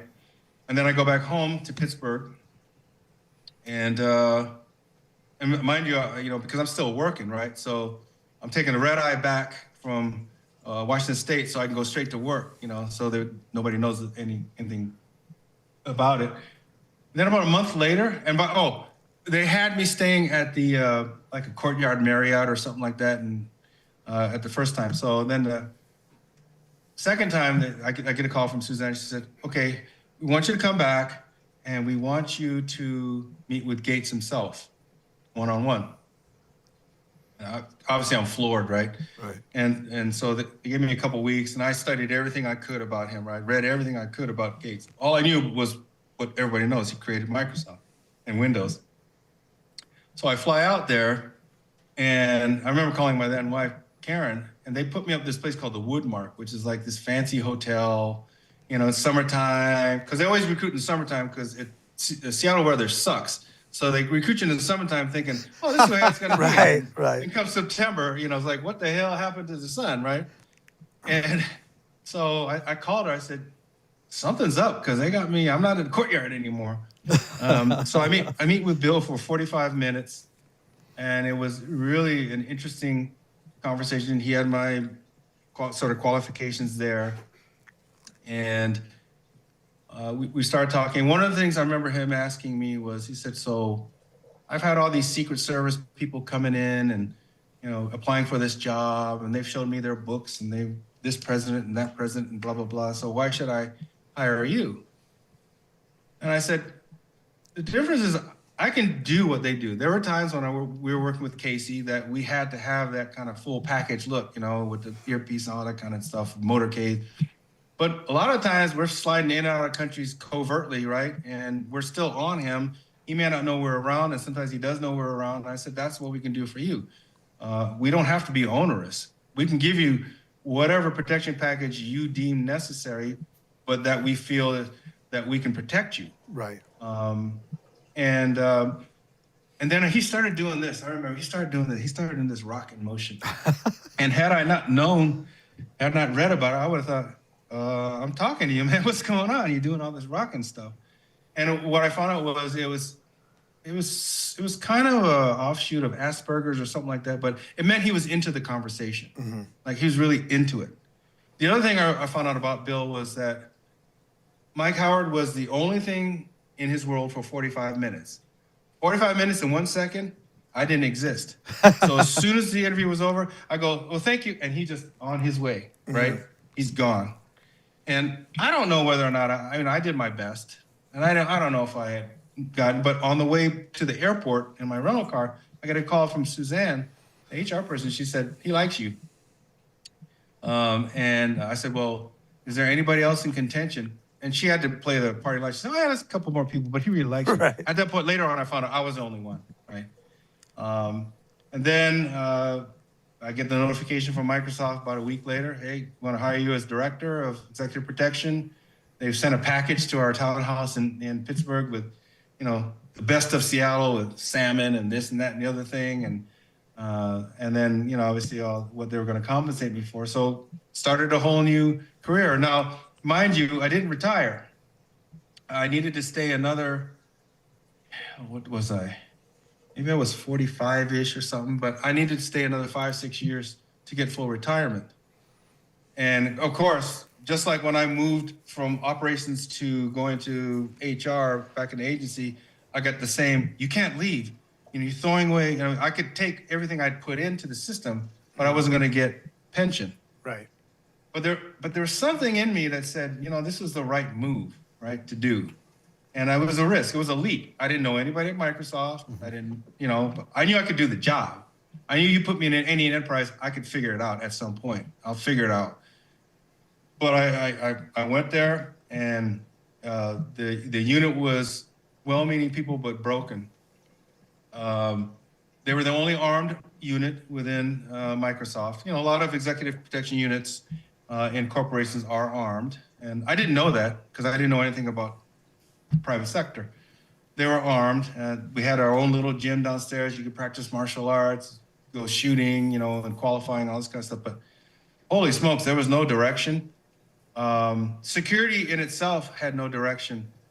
When I came on board, my boss, Charlie, took me to a staff meeting with, so you had Rick Divenuti, or the overall VP of the organization we belonged to, all the other general managers, and then there were directors like me that reported to the GMs. And he said, I want you to just sit in on a staff meeting, just see what it's like. And the person that was in charge of security, overall security at the time, remember, executive protection was a slice of security, was at the table. I didn't know him. Again, nice guy, but I remember Divenuti going around and, okay, typical staff meeting. So, hey, Sally, so what's going on? And Joe, what's going on? Charlie. And he goes to, I won't name him. So, who are you again?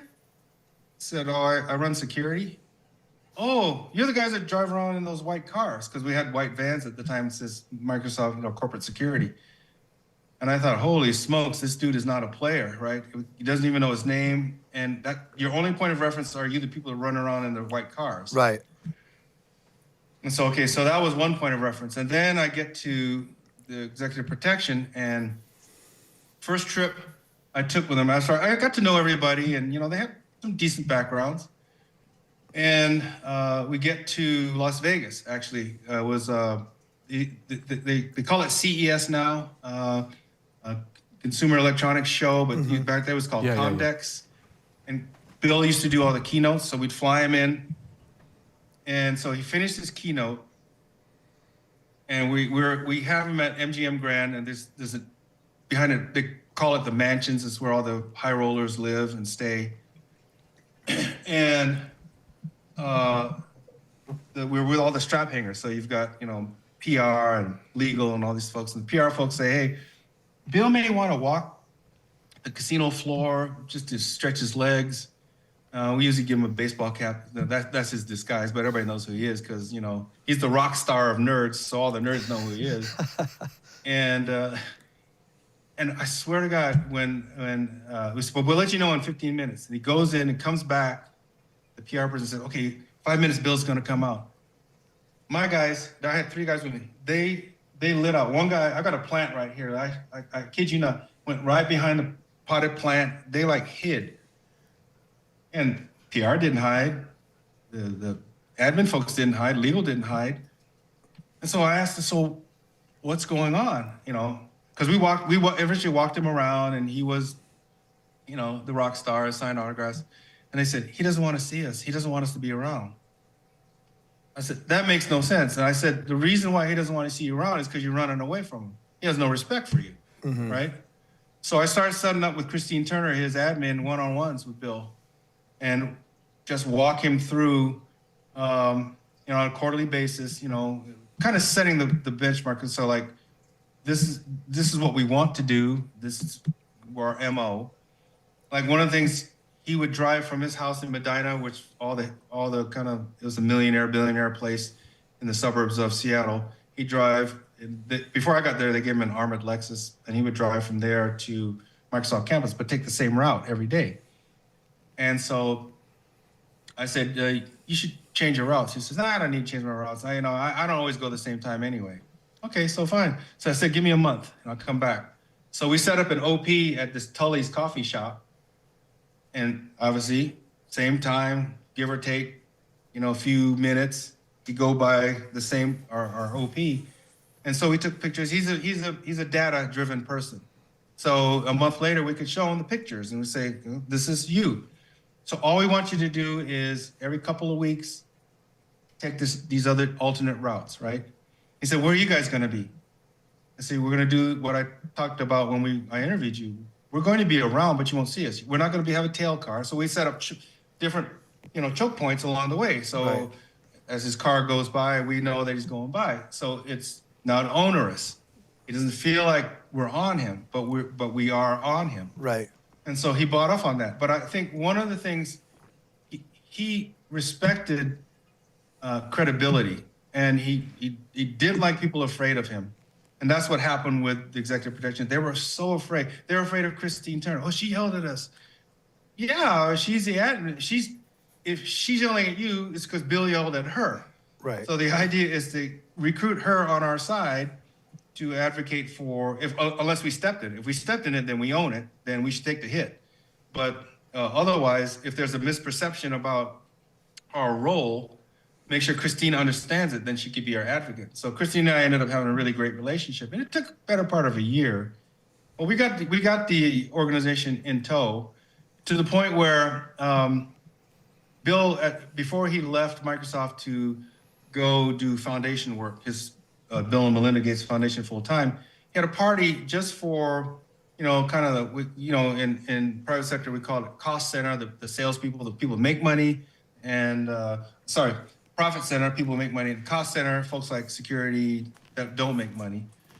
And he had a meeting, a party at Microsoft campus for all the folks that supported him, like legal, personnel, security, took pictures with all of us.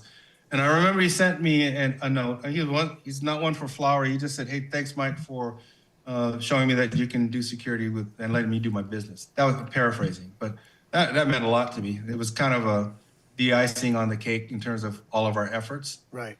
And then around that time, I got a call from Charlie, and he said, he said, we want to put you in charge of all of security at that point, right? You've been the chief security officer. And so that's when I took over all of Microsoft security, the physical security side of the house. The logical IT side of the security was separate. But we had a joint committee so we could force multiply on different issues affecting Microsoft. And so now it was, again, a time of looking at our organization. At that point, we had 19 people, right? And Microsoft had 41,000 people at the time, but within another year or two, we had grown to 80,000. When I joined there in 2002, we had no footprint in China, no footprint in India. In 2 years' time, we were starting to grow. And I realized that we were then called corporate security.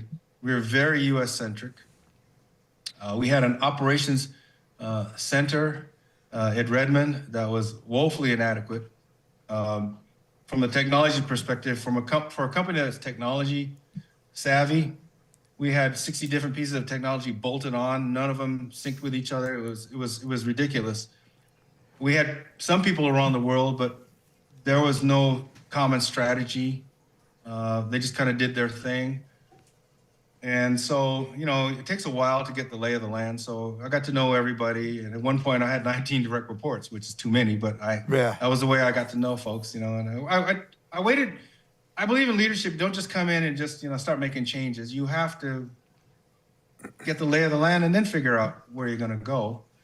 And we had a come to Jesus moment with the 19 folks, because with my background, I realized we needed to globalize our organization. We needed boots on the ground overseas. Obviously, we had them, but there was no synergy between our folks, Microsoft businesses, and headquarters. And we needed a common strategy. But there were some people that were fighting that, because back then, if we had like a threat of violence case against an executive in London, we'd fly investigators over from the US, which was dumb.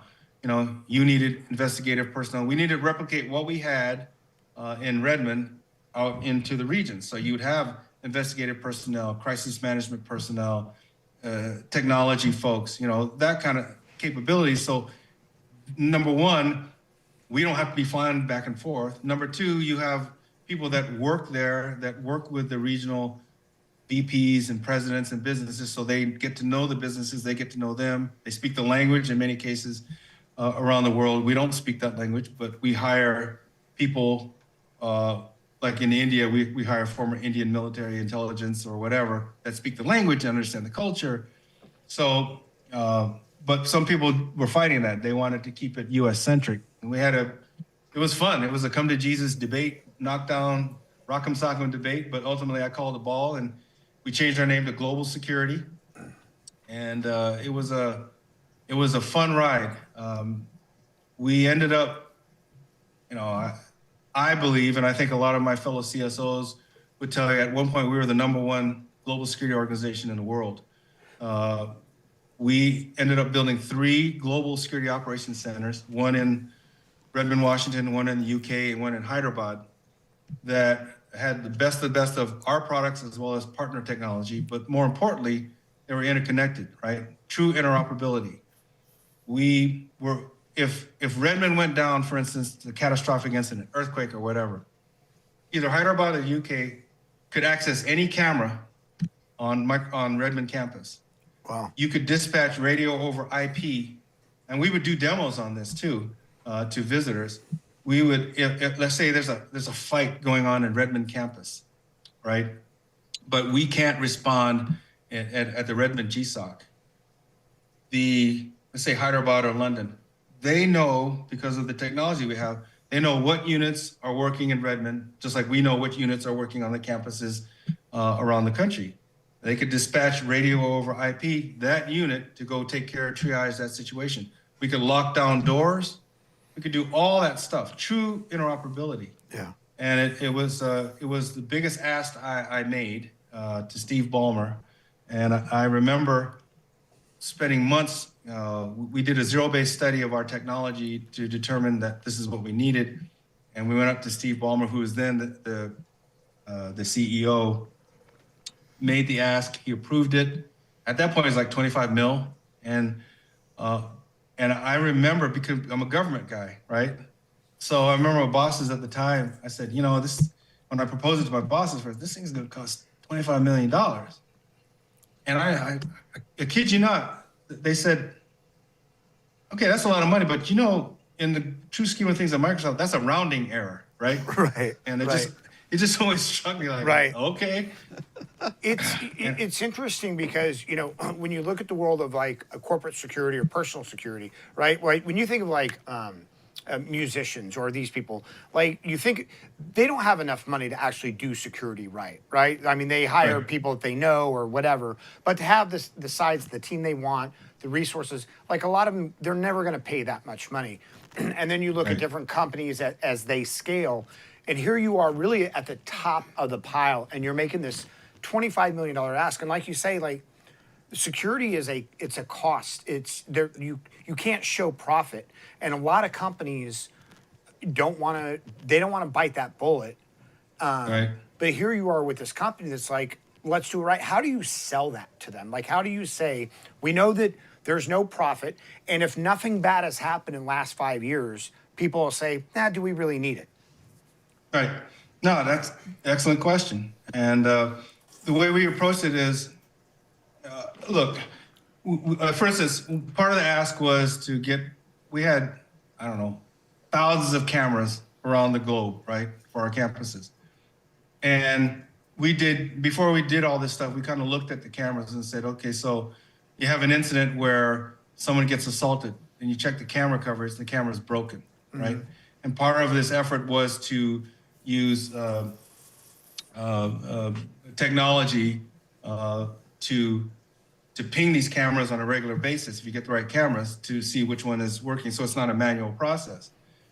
To me, it's not a scare tactic, but it's like, okay, we are your security experts, and we've also gone to a third party that has recommended that we engage in this activity.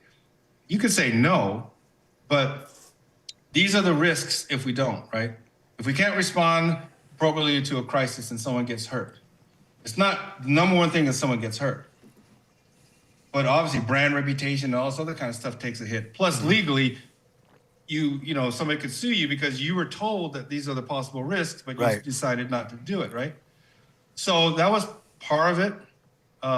But what happened, and it's really interesting you mentioned that, once we got the GSOCs up and running, and we proved ourselves in the Arab Spring when we stood up 7 crisis management teams in the region, evacuating people out of harm's way, safe houses in Egypt for our personnel, all this kind of stuff. And we were able to manage it with our operations centers, keeping everything coordinated, all the information flow up from the head shed on down. So we had one version of the truth. When we had crisis management team together with the different verticals in the company, legal and HR, real estate facilities, and you know, they would say, well, I heard this, we heard this. I said, no. We have one version of the truth that we're sending up to the CEO, and that's based on intel, not based on conjecture, not based on who you heard from Uncle Joe or whoever. It's based on intel that's been vetted as much as it can be vetted, and that's what we're sending up. So we proved our bones in that. And so to your point about profit, we were benchmarked by a lot of people because we actually were able to turn ourselves into a virtual profit center. And so I approached, I was in DC one time, and there was we have a Microsoft government affairs group out of DC, and they're all former, you know, DOD military, and their job is obviously to sell, you know, our stuff to the Navy, the Air Force, Marines, Army, whatever. And I met with this guy who was a former commander in the Coast Guard. And we just happened to shoot the bull, and I mentioned the GSOC, and you know, he came out to take a look at it, and he said, you know what? So we kind of concocted this idea. So we have an executive briefing center at Microsoft, and traditionally they would take, say, their clients, as well as other sales groups bring their clients, go to the EBC, we call it, Executive Briefing Center, and be subjected to some boring ass PowerPoint about PowerPoint, you know, it's like, okay, that's dumb. But he said, what if we were to show the power of our Microsoft technology and some other partner products in a real live environment? And even if they're not security people, right, you could just show the power of that technology and how you can, it's all about integration, right?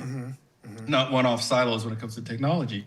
So we toyed with that, and my technology team and I and my leadership team, we got together, and we put together this pretty cool dog and pony show where we walked them through our journey from the standalone center that had 60 different technologies.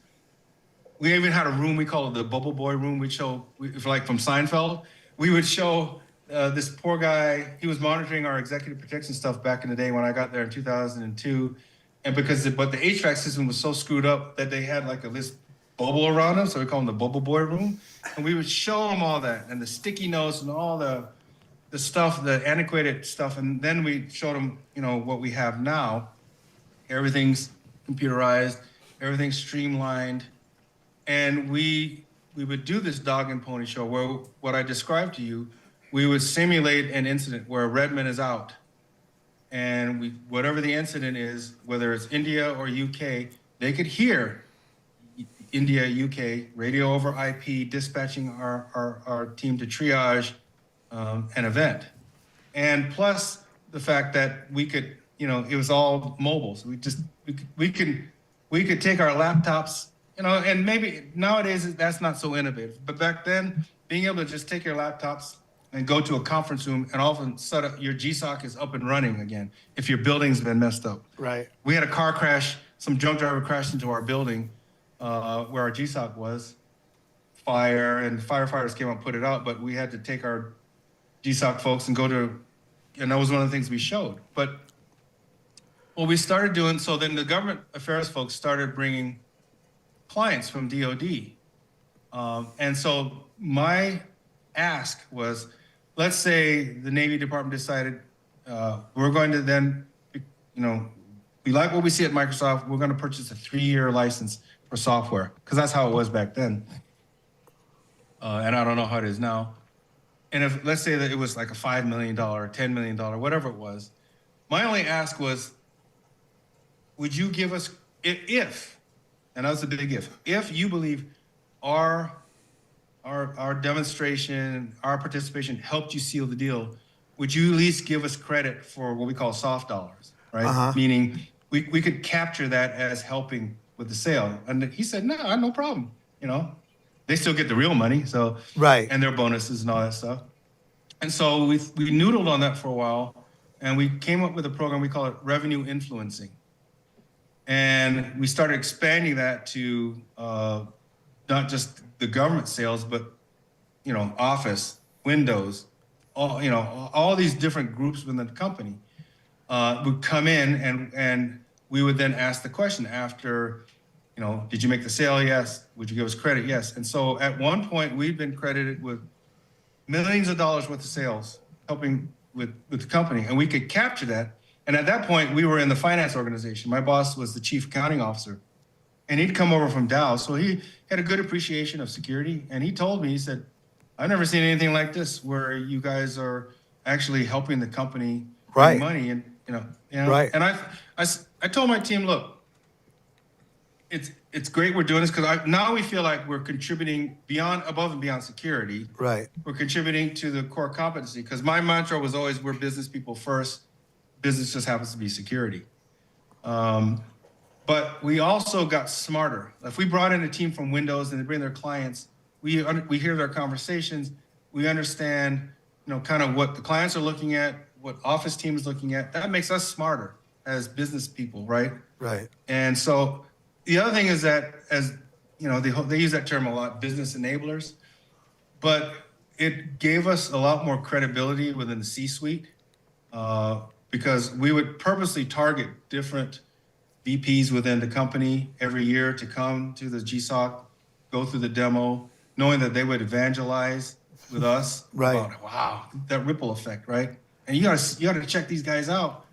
And it worked. It was, and then we expanded it overseas. We had Microsoft Technology Centers. We asked the technology centers, could we do these dog and pony shows there? So we were able to expand that. And it was a really cool and fun time. The other part of it was, there are a lot of people, even in corporate America today, that really think security is just the guys in the white vans. My current wife, Janice, I'll tell you about her in a little while. We met in college and we separated, and then we got back together 41 years later. But when I told her I was chief security officer, she actually thought I was like Paul Blart, mall detective, because she didn't know what a CSO was. Right. And I go, oh, that's nice. You probably have stars and all that kind of stuff, because people don't. When we were briefing these folks on first, besides the GSOC, we briefed them on what we did, and people don't understand. Yeah, we patrol campuses. We also are involved in kidnapping, so kidnapping and extortion issues. We're involved in threats of violence against our employees. We evacuate people out of harm's way. We have our own technology team. Of course, we have executive protection. We have crisis management groups. We've got, and they didn't realize we did all of these things. If a Microsoft employee is kidnapped, we work with our KNR provider to try to get them out of harm's way. I've got a really great story if you want to hear about one of those things. Okay. Yeah, hit us absolutely. up. So Libya, I didn't even realize we had an office in Libya when Gaddafi was still, in charge. Why? I don't know. We're selling software there, but anyway, we had a general manager there. We later found out was part of the anti-Gaddafi resistance, and his sister was in Seattle as part of that, right? So, kind of get where the story is going. And one day we find out that he's been kidnapped. Like, nobody knows where he is. And of course, the C-suite, everybody, they go high order, and we're tasked obviously with finding them, and we get our crisis management team together. We're trying to work this out, and one of my guys, Mike Foynes, he's a former French Foreign Legionary, tons of experience in the international realm. He and I primarily kind of work this with a lot of folks, but and there are all, you get all these people from the company that say, I know somebody, why don't you talk to somebody? And they'll get them out right away. I said, okay, we'll talk to them. And they find out their information like 3 or 4 years old, right? Yeah. And finally, the head chef just said, just let them do their job because it's going to take time. But what we found was, we spread the word out amongst our Middle East offices about what happened. This one woman in our office in Jordan, in Amman, said, I have a neighbor and a friend, somebody I know, that used to be the Jordanian ambassador to Libya. And we said, oh, well, that's interesting. So we asked, do you think he'd be amenable, to us talking to him about it? So we approached him and we asked him, you still have contacts in the Gaddafi government? Yeah, I do. And would you be willing to go in? So he did. He went in for us and did some digging and stuff like that, and eventually found out where the person was. And we eventually, through some negotiations, were able to get that person out. Wow. But it was the wildest thing. Who knew that we had an office in Libya? And of course, this person would be part of the Gaddafi resistance. He's lucky he wasn't killed. Right. He was beaten up and, tortured pretty bad, but we got him out. It's like that Russell Crowe movie. Which one? Well, what's the name of that Russell Crowe movie? Proof of Life. Proof of Life. Yeah. Proof of Life, yeah. Yeah. Yeah. So yeah, it was kind of like that. Yeah. Mike, tell us But then. Go ahead. No, go ahead. Well, I was just going to ask, coming off of that, talk to us a little bit about your second retirement from your second career and kind of what came after. Sure.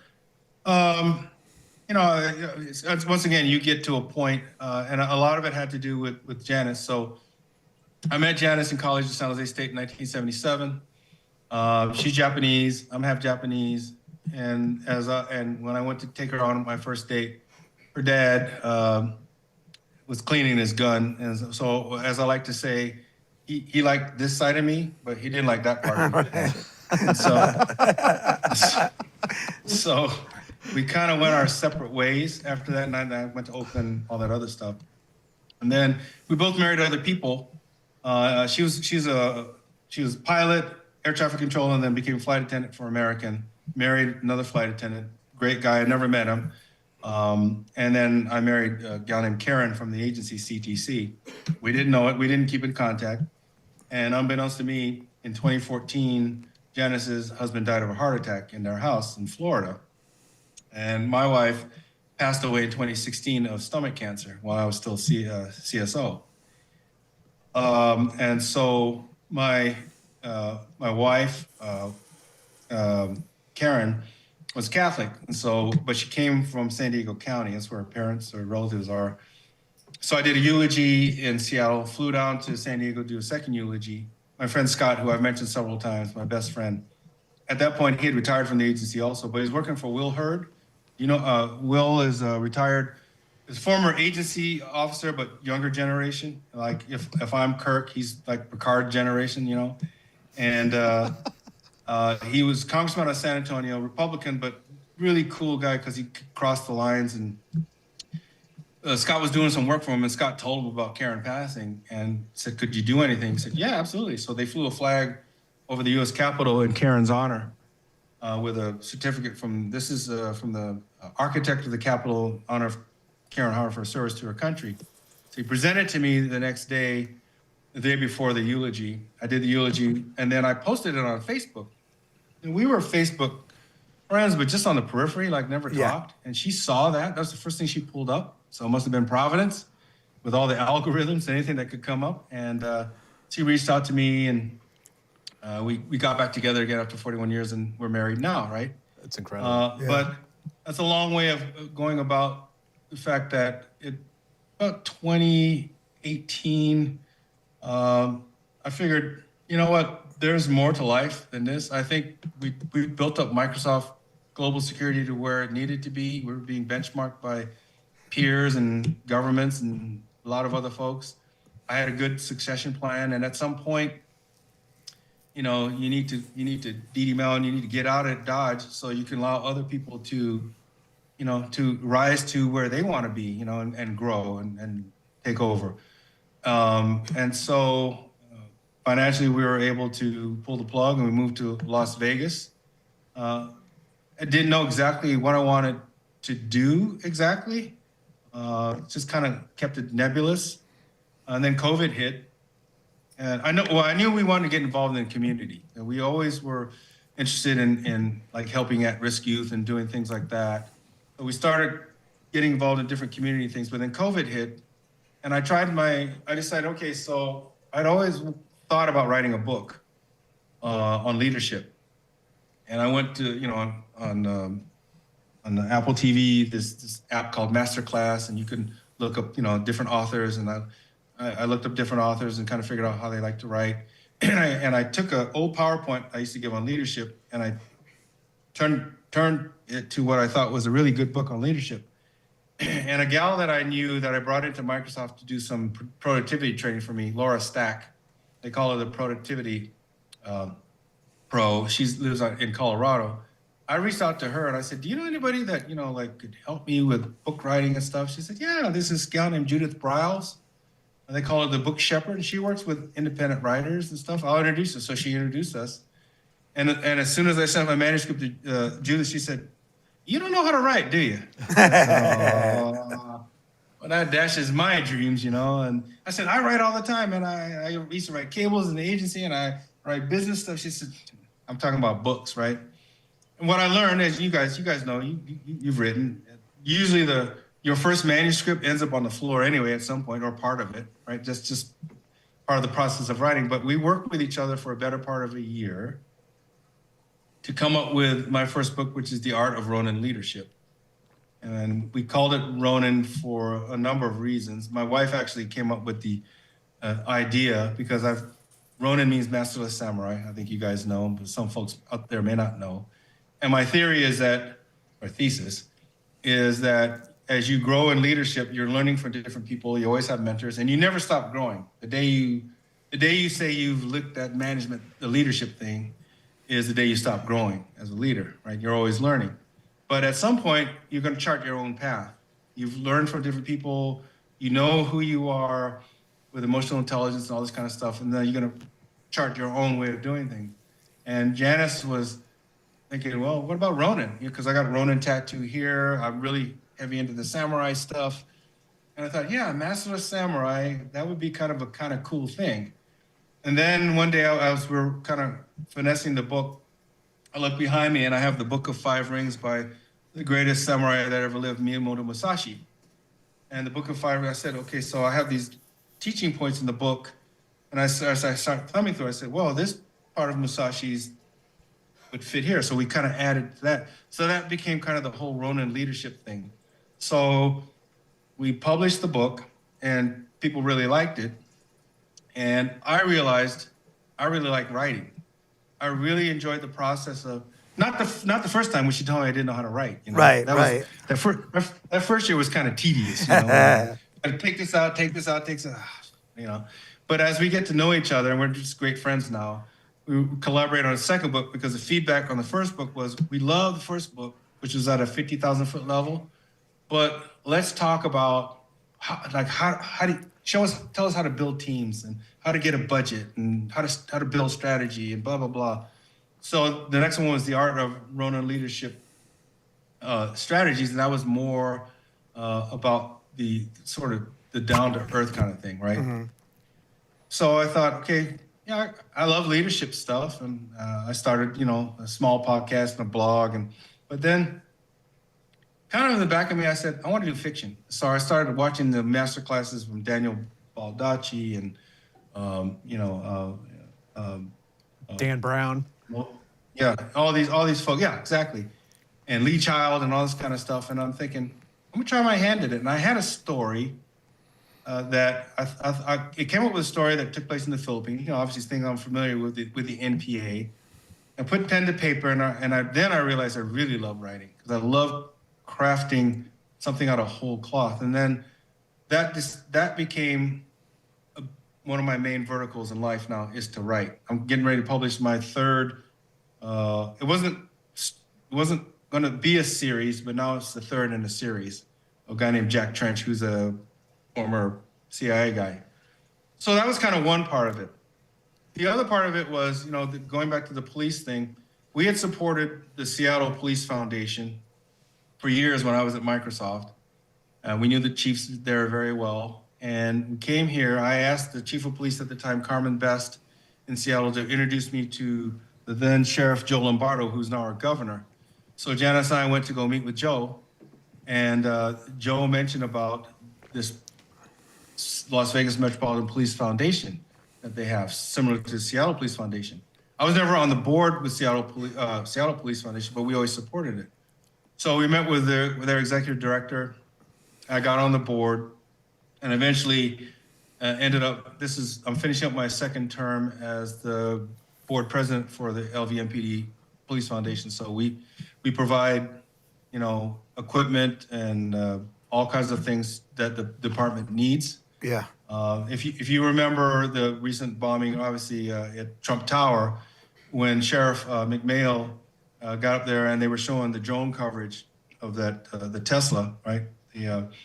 That all those drones are because of the foundation's efforts through donors to give them the technology, and they're probably one of the most technologically savvy and advanced police department in the country. So that was the second vertical. And I guess the third one was because we feel for at-risk youth, we started our own foundation, Mike and Janice Howard Foundation. And so we're supporting several charities that deal with at-risk youth, whether it's to help support them with arts, like supporting folks who are musically gifted, but they can't afford lessons or instruments. We kind of help them with that. Another thing called Club Christ, which they have 4 different locations, soon to be expanded, because Metro is actually getting behind this, where we'll take an apartment building or apartment room, and it's a place for kids in really bad neighborhoods to go after school. They get some computer study, they get some snacks, they get some computer time. If they want, they can get some Bible learning or whatever, but at the end of the day, it keeps them off the streets. Mm-hmm. So we're kind of supporting that. So that's kind of my second life. I never thought that, I thought I would just, I don't play golf, so I don't know what I was going to do, but that's now become kind of our life here. But I would say, the writing is probably the preeminent thing. I love being an author and I love writing, and it's a passion for me. And I can take a lot of the experiences that I had in life and hopefully put it to paper, in a fiction form. Tell us the titles of your books and where people can find them. Sure. The Art of Ronin Leadership, The Art of Executing Ronin Leadership Strategies are the 2 nonfiction. Full Circle, which you see behind me, my first fiction, and Blood Promise. All of them you can find on either MikeHowardAuthor.com. There are links. And BarnesandNoble.com, you can find them there. But the easiest way to find them is just on Amazon. Just look them up on Amazon. But if you go to MikeHowardAuthor.com, you got the links. It'll take you straight to the books. That's fantastic. Do we have questions? We have a couple questions. I don't know if we have any on Patreon, but I'll get to the ones here. We have M. Corbin, thank you very much. How could the agency present itself in advertising to more effectively convey a message and recruit more gentlemen of your caliber? Wow, that's quite a question. It's kind of hard because you're a clandestine, organization. But one of the things they could do is, get maybe folks like me and other folks that have had, great careers, and we love the agency, and not just people with gray hair like me, but all the demographics.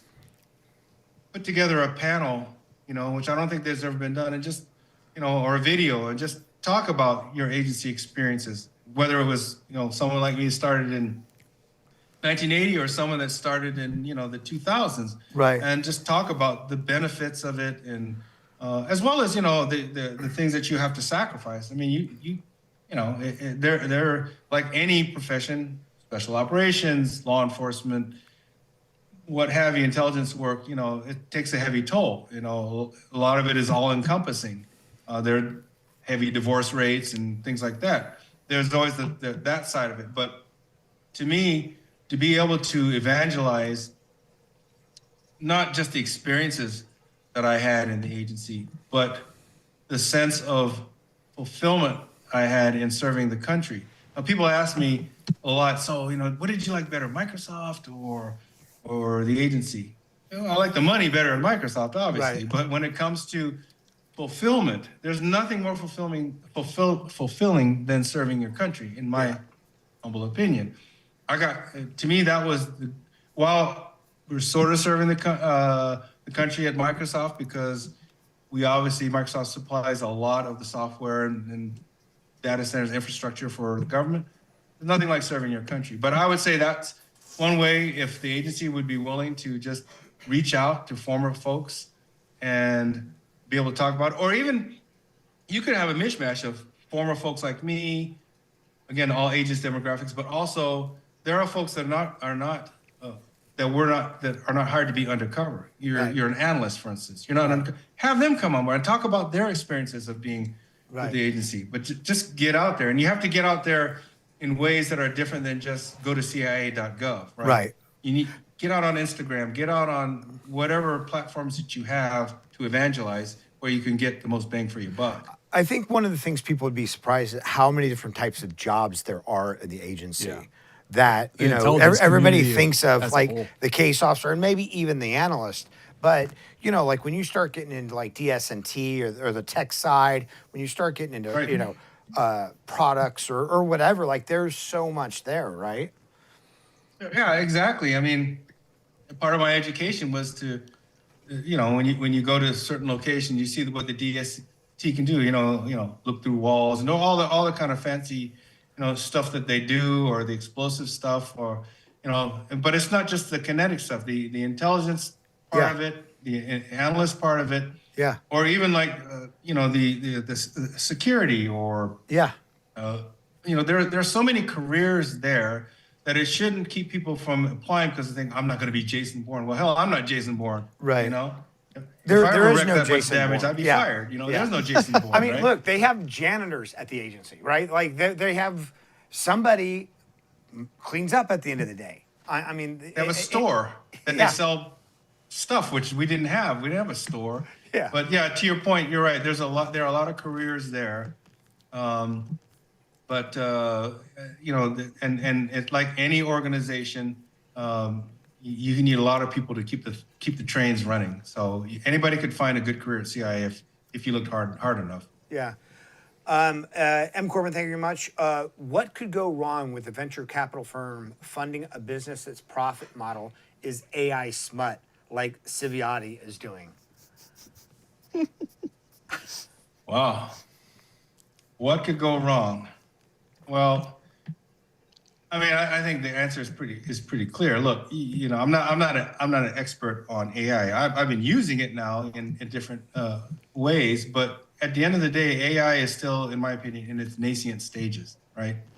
And so, if you're going to invest in an AI platform, you better have done your due diligence to the point where you really have a good handle on pros and cons, the risks and the rewards and that kind of stuff. I think the problem with a lot of VCs is that, they want to get on the AI bandwagon because they're reading in the news, the Wall Street Journal, and they're seeing, Microsoft's investing in AI and blah, blah, blah.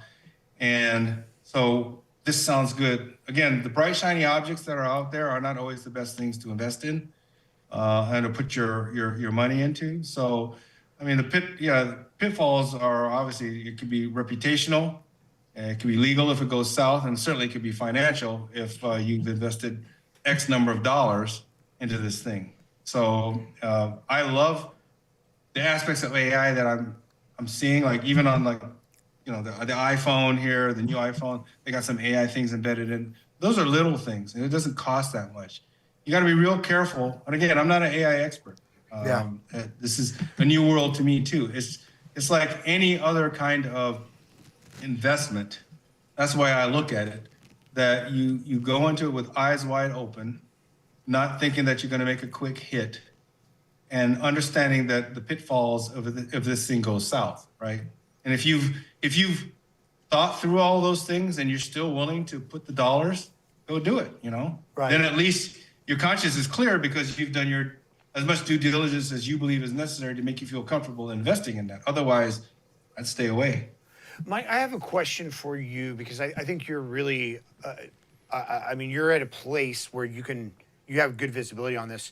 When you think of a company like Microsoft or any of these tech companies, you have physical security, right? And all the things that comprises. And that probably includes like insider threat and a bunch of other stuff, right? But then you also have your cybersecurity. You have the people watching, what's going on in the system and stuff like that. But those two things have been held separately for so long. But with things like social engineering, with a lot of these things, like there's a place where they bleed together, right? And how does that fusion happen? And how does like the physical security and the cyber security are they? Is there a place where they mesh and where they get on board? Yeah, no, great question. There is. The security world has been wrestling with that for years. There was a time when I was CSO earlier in my career. There was this notion of this Uber CSO that would have everything, right? And there are some CSOs that have both physical and IT, logical security, but that's not the norm. So the way you tackle that is, again, Microsoft's not perfect, and I don't even know if this structure is in place now, but the then head of IT security and we helped, along with some others, created what they call the Information Risk Management Council at Microsoft. So it was made up of physical, IT, and then some of the business units that had security elements in it. And we would meet on a regular basis, number one, to talk about what our strategies were for that particular fiscal year or whatever. So just completely transparent, and what we're planning to do, where, what country, blah, blah, blah, and then see where we can deconflict. That's kind of number one. So you have to have, and then come up with a common strategy to tackle security threats writ large at Microsoft, right? So to the point where if we fired somebody and they have they for some reason they didn't turn their badge in, right? Mm-hmm. And then they try to badge in somewhere, so we know about it, but shouldn't IT security also know about that, right? Right. So what's the technology pipe that connects the two together, right? Those are the things that need to be talked about. And so to me, the remedy is you either have one Uber CSO that takes care of everything, that has both verticals, or you have some kind of committee, some infrastructure that make sure that you are openly sharing information, strategies, technologies, because you don't want to be redundant too. If I'm asking for a particular technology and IT is looking for another technology, that's stupid, right? I used to call it strategic integration. We coined that. So make sure that every vertical that you have, what everyone's doing, so that when you're going for an ask or you're doing something, you're doing it in a unified manner, like a unified command kind of thing. So, but companies, from what I understand, are still wrestling with that, which it amazes me to this day that they can't even put together a simple committee to deconflict. Right. Makes no sense. But again, I think it goes back to something you said earlier about, remember you said about bureau and agency, and sometimes they don't talk to each other because they've got different cultures. And it's kind of the same thing, where, this is my piece of the pie, and if I give up that piece of the pie, I give up some power, and, what if they look better than I do because they found that there's some flaws in my security thingy? But that's the whole idea of being transparent, because nobody's perfect. When we had these meetings, we say we're doing X, Y, and Z, and maybe IT says, but that doesn't make sense in terms of the total totality of what we're trying to do. And we have to think about that and think, well, maybe you're right. Maybe Right. we've got to refine this, rethink this, right? Right. As opposed to, well, this is our stuff and we're always right. And who are you to tell us that we can't do this? So that's a hurdle. But structurally, it's easy if people are willing to do it. Right. Makes sense. And Josh, thank you very much. Any thoughts or experience with ACIS, the Aussie CIA? The who? ACIS, the Australian intelligence organization. It's funny. Janice and I just took a Christmas cruise to Australia and New Zealand, and last time I've been to New Zealand was in the '80s. We worked with them. They're very capable, but one thing I remember, they're very laid back, right? I mean, like it was like a Friday, and like 4 o'clock, and we said, okay, so what are we gonna do next? He said, hey mate, we're off duty, we're gone, okay, let's go. But no, they're very capable service, and their counterpart used to be called ASIO. They're kind of like the domestic. They're very switched on. They know what they're doing. And they certainly have their share of threats, and they're really great partners to work with. I had limited exposure to them. Yeah. But I enjoyed working with them, and I respected the hell out of them. That's awesome. Dee, did we have anything on Patreon? No. Okay. Mike, where can people find you? Aside from just your books, but are you any social media presence or anything? Yeah, I mean, so I do. I have a blog, Ronan Leadership Thoughts, on LinkedIn. Like you just look that up there. MikeHowardAuthor.com is the best place to find me. I have an Instagram account. Then I post a lot of reels on Instagram. But MikeHowardAuthor.com is kind of the one-stop shop. I kind of made it that way. So if you want to find any content that I have, whether it's blogs, podcasts, or what have you, you can find it right there.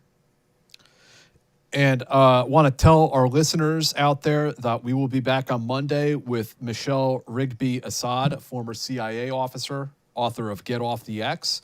And then on Friday, we will have Asha, who she served as a military intelligence officer and then had a position in the Biden administration. So we're looking forward to having both of those folks on here next week. Mike, thank you so much. We really appreciate you spending a Friday night with us. Yeah, this has been awesome. Thank you so much. Cool. And I'm glad that we could share drinks together. And, absolutely. Yeah. And thank you for what you guys do. I think your podcast, prepping for this, I watch your podcast. You have such a great range of people. And I know it's not easy to do this. And so I can learn a lot from you, too, in terms of my own podcast. So I appreciate you putting me on here. And I love the questions. And thank you so much. Is your podcast active right now? It is. Where can people find that? Same thing, MikeHowardAuthor.com. Okay. But you can look it up. It's called Ronan Leadership Podcast. Okay. Cool. Have you put it out on all the Spotify, on the platforms and stuff like that? Okay. Yeah, it's out there, but it's growing. Someday I'll be you, but it's growing. Well, so everybody check out Ronan Leadership podcast.com or Ronan Leadership Podcast. Or just go to MikeHowardAuthor.com and you'll find the link to it. So. Okay, great. And if there's ever anything we can do for you when your next book comes out, whatever, we can plug it for you. Just let us know. I will. I appreciate it. Should be coming out in another couple of weeks, the third one. So, awesome. Yeah. Hey, thanks, guys. Appreciate it, man. Is it available for pre-sale right now? It will be in about 5 days. All right. Everybody make sure you go buy the book on pre-sale. Yeah. I'm going to go check out the first novel, get caught up to speed. All right. Thank you, brother. Appreciate it. Thank you, Mike. Have a good one, Mike. And have a nice weekend out there, everyone.